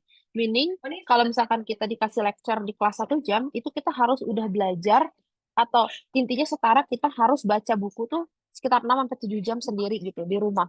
Karena apa? Kalau kita masuk kelas, terus kita masih nol, itu mendingan aku nggak masuk kelas hari itu. Karena aku bakal malu. Karena dosen itu bakal nunjuk gitu loh, dan kita harus bisa jawab. Kalian bayangin, kalau kalian nggak tahu apa-apa dan kalian tiba-tiba disuruh ngejelasin materi di kelas. Jadi ekspektasi orang yang masuk ke dalam kelas itu tuh bukan hanya belajar, tapi justru mendebat gitu. Jadi pada saat di dalam kelas itu, kita nggak lagi ngebahas dari nol, tapi kita memberikan kayak critical thinking kita terhadap materi tersebut. Makanya kenapa orang-orang di sini aku ngerasa mereka lebih banyak ilmu yang apa ya, yang mereka pelajari sendiri dibanding mereka belajar di kelas. Karena di kelas tuh semua bisa udah kayak satu pemahaman, udah ngerti materinya. Jadi di kelas tuh diskusi, bukan hanya eh, menunggu disuapin kayak gitu sih. Itu yang paling aku ngerasa sistemnya berbeda gitu. Terus nggak ada tuh plagiarism, nggak ada tuh kayak kita copy paste, udah pasti nggak dinilai. Jadi udah pasti kayak kalau ketahuan aja kita nggak tahu cara nge-cite atau kita nggak tahu cara mengkutip suatu statement, karena kan bisa di sini tuh banyak banget nulis esai. Ya udah itu mah goodbye, nggak bisa kita kayak cuman ngambil, apalagi sekarang ada chat GPT dan segala macam, udah ketahuan goodbye, bisa nol gitu nilainya. Maka kita harus tahu gimana caranya menulis benar-benar dari hasil ya tulisan kita sendiri gitu. Semoga terjawab ya. Terima kasih. Oke, bagaimana Mbak Diva, Diva? saya mau tanya Mbak Diva. Mbak Boleh Diva. dong, boleh dong. Mm-mm. Oke, saya memang mengamati memang soal tadi ya, culture soal itu luar biasa. Kalau soal ini pembelajaran atau etika apa namanya Zoom kayak gini harus menampakkan wajah apa enggak orang di sana? Di sana wajib sih. Jadi kalau misalkan Ya kita kan? nggak nggak nyalain video gitu kayak ya Ya enggak apalagi sopan di kan? absen kan. Iya. Lah itu makanya Jadi saya terus terang agak agak apa menerapkan di ruangan saya di Puspenma. Pokoknya diundang siapapun harus menampakkan wajah. Lah, cuma saya ini kan hari ini ingin membalas saja dengan teman-teman ini yang tidak mau menampakkan aja gitu. Ya mempelajari ya, terima untuk kasih. bisa menghargai, betul. Menghargai pembicara, Iya, menghargai teman-teman yang lain iya. yang hadir. Oh nggak dimintai duit kok, hanya buka kamera kok ya. Iya. Oke. Dikembalikan ke moderator. Oke, siap. Untuk pertanyaan kedua itu tadi lupa gimana itu Pak Penizar Sudah pertanyaannya saya jawab tuh apa? pertanyaannya anu, udah saya jawab itu dilihat di link di mana ya itu udah tak baca dibuka klik gitu aja itu beasiswa kemenang di chat itu loh Mas. Iya, iya Saya maksudnya Pak sebelum ini ngomong udah saya antisipasi dulu. iya mantap Hah? sekali Bapak Dokter. Itu tadi siapa sahabat Nizar bertanya untuk pertanyaan kedua ke Pak Dokter gitu. Ya, pertanyaannya Nizar itu adalah di link mana kalau ingin mengetahui Oh, beasiswa? Saya jawab di situ. Beasiswa oh, Kemenak, BIP ada di link. Lah linknya itu kan pertanyaan paling nggak perlu ditanyakan malah itu. oh iya iya. Kita pertanyaan yang Sorry, masa sorry, depan kurang gitu fokus. loh, gimana caranya gitu loh. Baik, Iya iya iya. Baik bisa baik. berkembang lah. Yang teknis-teknis begitu itu bagi LPTNU, BMPTN itu mestinya nggak begitu ini apa namanya, nggak begitu penting gitu. Karena otomatis kita tuh berselancar di dunia maya kayak sampean-sampean itu kan masa kalah dengan saya yang jadul ya. Saya kan orang jadul, ini orang kolonial. Saya kan orang milenial. Pasti gampang soal begitu-begitu. Soal abal-abal sudah saya jawab. Bagaimana linknya itu sudah linknya ada. Sampai saya tertulis di situ tuh. Itu untuk jawab orang yang belum apa-apa tanya WA terus ke saya. Dan sampai udah baca belum? Belum. Makanya saya tulis itu. Coba bacanya apa sih situ. Saya tulis nih. WA dulu ya biar jawabnya ini. Buka dulu portalnya, jangan WA dulu ya, biar jawabannya nggak capek saya. Nah itu karena begitu banyaknya yang tanya ke saya, tradisi kita nggak pernah baca dulu. Makanya kemudian kita jawabnya capek. Kalau saya nggak jawab, dianggap nggak peduli. Nah gitu, makanya saya tertulis begitu Mas Nizar ya. Nah. Oke, masih ada waktu sekitar 10 menit sampai 15 menit. Apa ada yang masih bertanya? Kita bukalah sesi kedua pertanyaan. Mangga. Ya, Ya, kalau nggak ada ya jangan diberitahukan diteruskan. kembali untuk teman-teman untuk mengaktifkan kamera ya on cam sebagai menghargai gitu kan. Kalau semisal nggak ada, Tadi kok PB Kopri itu 200 orang loh Pak. Wah meriah banget Pak. Apa namanya, aktif dan kamera on cam semua. Wah, bagus-bagus tadi pertanyaannya juga. Masa sampean BEM PTNU Nahdlatul Ulama yang memiliki NU lebih jelas daripada PMI, lebih kalah dari PB Kopri.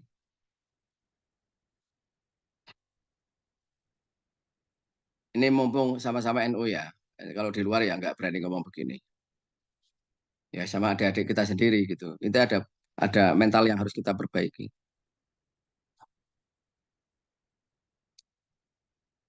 Sudah sampai nunggu yang lain teman-teman begini, saya apakah mengakhiri, Mas. Kayaknya sudah, saya ada tamu, ya, saya ingin undur dari ini. Pertama begini ya, pendaftaran sudah dibuka tanggal 21 Maret 2025 dan nanti mulai apply untuk pendaftarannya di tanggal 1 April. Jadi sampai kalau lebarannya itu tanggal 30 berarti 2 hari setelah lebaran. Kalau lebarannya tanggal 31 berarti 1 hari setelah lebaran. Nah, berarti masa ini untuk memahami juknis, memahami pedoman. Ini saya mau kemana, jalurnya seperti apa, mau seperti apa, silahkan. Kalau panjenengan lagi kuliah berarti bisa untuk adik sampean, untuk saudara-saudara sampean yang bagian dari Kementerian Agama atau juga saudara-saudara baik saudara intelektual, saudara ideologis maupun saudara apa namanya biologis. Silakan monggo itu silakan milih itu. Nah, untuk pendaftaran apa seperti itu semuanya gratis. Jadi kalau ada orang yang minta-minta uang untuk daftar ini jangan di apa namanya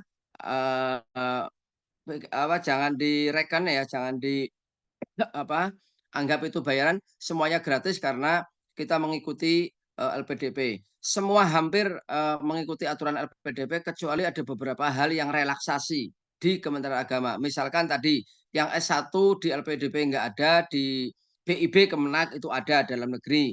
Kemudian makanya TOEFL-nya kita tentukan sendiri. Nah, kemudian di BPP bantuan penyelesaian studi di LPDP juga ada. Sekarang di tempat saya ada walaupun hanya untuk S3 dan sebagainya. Sekali lagi aturan-aturannya hampir sama dengan titik-titik poin yang menurut saya penting. Saya ingin disampaikan ini apa namanya di akhir saja ini. Sebentar mana tadi? Share. Masailul beasiswaniyah, masalah-masalah yang terkait dengan beasiswa. Ini penting saya sampaikan ke sampean. Ini masalah-masalah yang terkait dengan beasiswa ini ada 7 ya yang saya tulis. 1 tadi pemenuhan syarat TOEFL itu penting dan itu tidak serta-merta gampang ya, tapi harus dipersiapkan betul.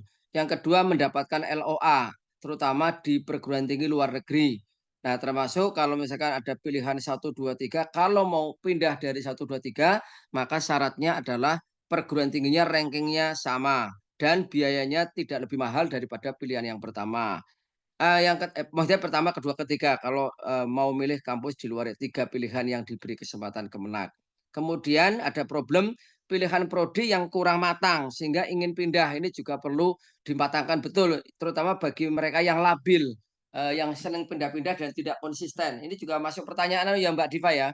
pertanyaan wawancara. Ini yang labil agak problem itu. Kemudian daya tahan dan daya juang. Tadi Mbak Diva bahasanya agak lupa tapi hampir sama.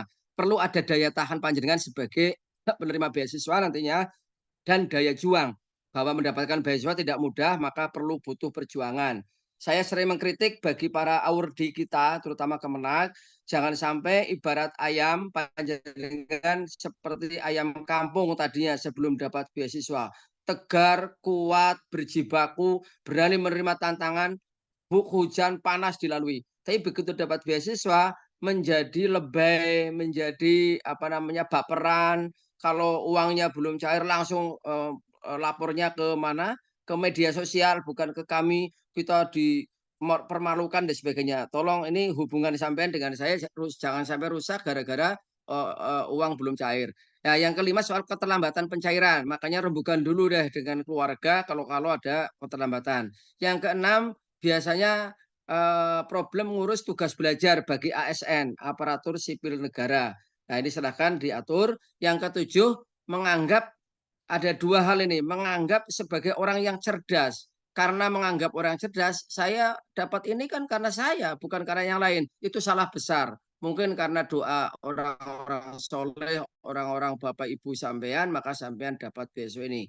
Dan karena merasa beasiswa itu tidak boleh keluar sedikit pun uang dari uang pribadi. Ini juga salah. Mestinya ya uang pribadi boleh ya keluar ini. Ini yang saya tulis beberapa pengalaman saya mengelola beasiswa santri berprestasi sejak 2005 sampai 2013. Kembali lagi saya mengelola beasiswa 2001, 2022, 2023. Terus saya off menjadi inspektur wilayah 2 di Inspektur Jenderal. Lalu saya kembali dipercaya oleh Pak Menteri per 18 Oktober 2024 menjadi Kepala Pusat Pembiayaan Pendidikan Agama dan Keagamaan yang tugas Penma itu LPDP-nya Kemenak lah. Plus karena ada nangani PIP dan KIP kuliah. Sebagai akhir, nasibmu akan ditentukan oleh dirimu diri sendiri. Innallaha la yughayyiru ma biqaumin hatta yughayyiru ma bi anfusihim. Jadi nasibmu akan baik atau tidak, akan hebat atau tidak, akan berubah atau tidak. Saran saya, begitu sampean hari ini kuliah di State, IAI, tolong S2-nya pilih perguruan tinggi terbaik dalam dan luar negeri sehingga nanti bisa dongkrak saya nggak menghina sampean ya, bukan. Maksud saya kalau S2-nya nanti sampean cari kampus yang bagus, mudah-mudahan menjadi marketable, apalagi juga dengan S3-nya. Mungkin kemarin nggak sempat merasakan nyamannya atau seriusnya jadi mahasiswa seperti keterangan Mbak Diva tadi. Betapa orang teman-teman di Indonesia kan sangat toleran dosennya. Padahal sampai hanya copy paste dari Google dari apa kan.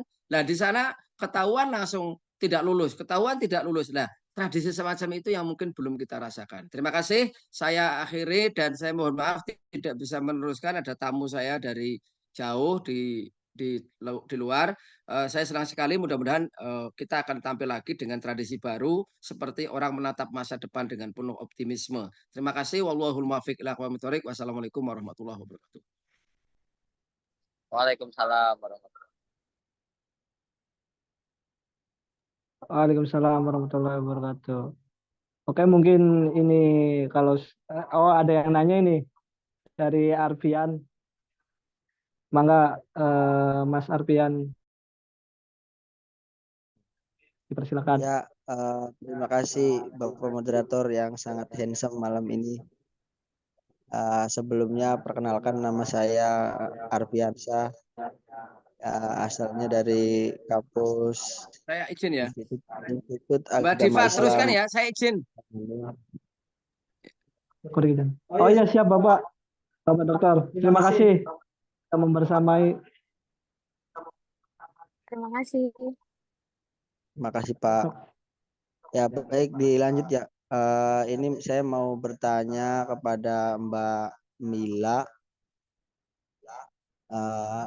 Bagaimana sistem perkuliahan dan pembelajaran perkuliahan di UGM, Mbak?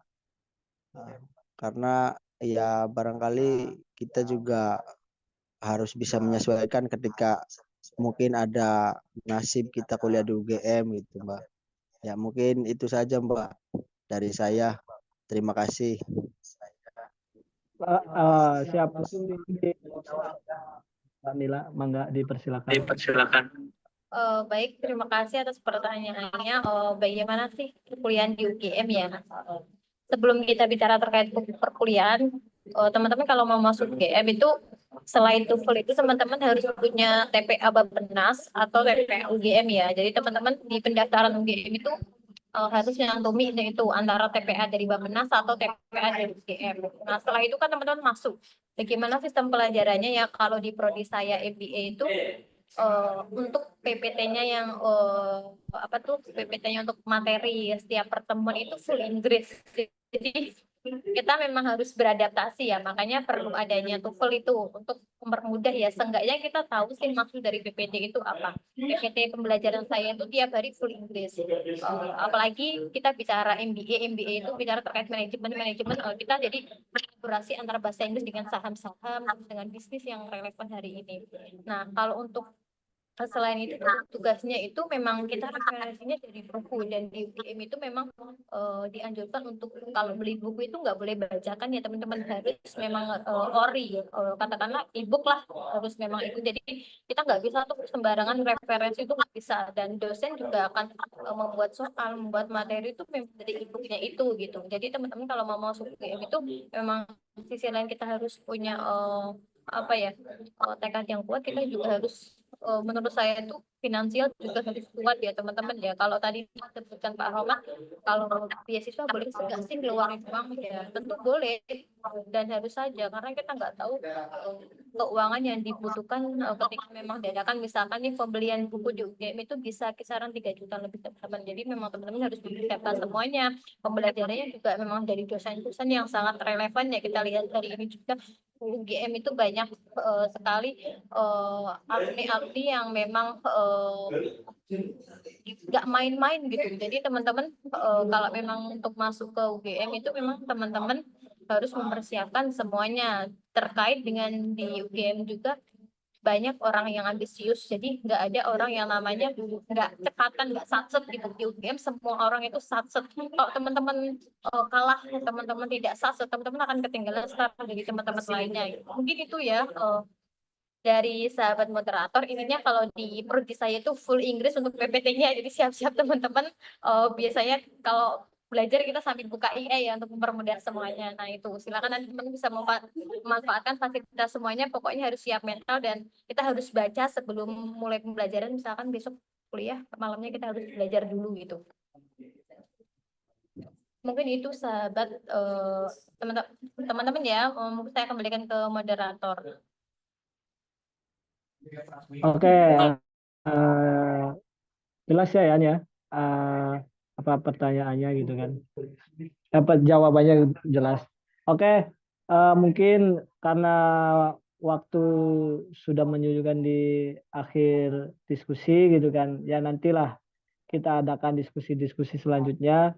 Mungkin untuk sesi selanjutnya, sesi terakhir yaitu closing statement. Untuk closing statement pertama dari Mbak Mila dulu. Baik, terima kasih dari saya dulu ya. Kalau closing statement dari saya itu gini, teman-teman kalau mau hidup itu harus siap, jangan takut mati. Kalau takut mati itu jangan hidup ya teman-teman ya. Mungkin itu closing statement-nya ya. Jadi semua memang harus dipertaruhkan.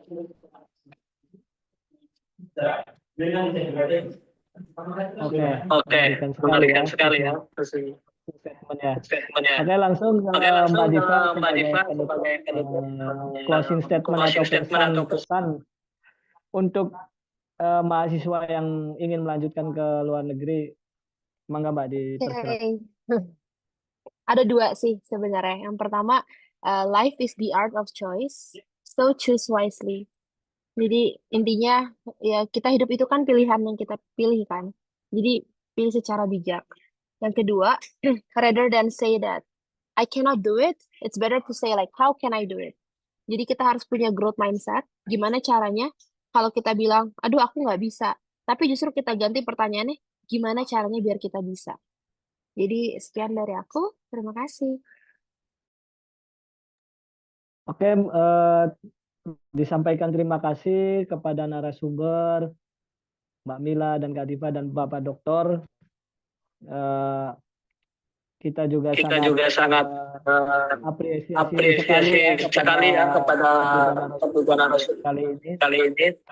Sangat menginspirasi dan membuka pandangan gitu kan bagi teman-teman mahasiswa lanjutkan studinya di luar negeri atau di dalam negeri. Ya. Sebelumnya sebelum mengakhiri diskusi pada kali ini, teman mohon on cam ya, kita ambil dokumentasi dulu gitu. Ya.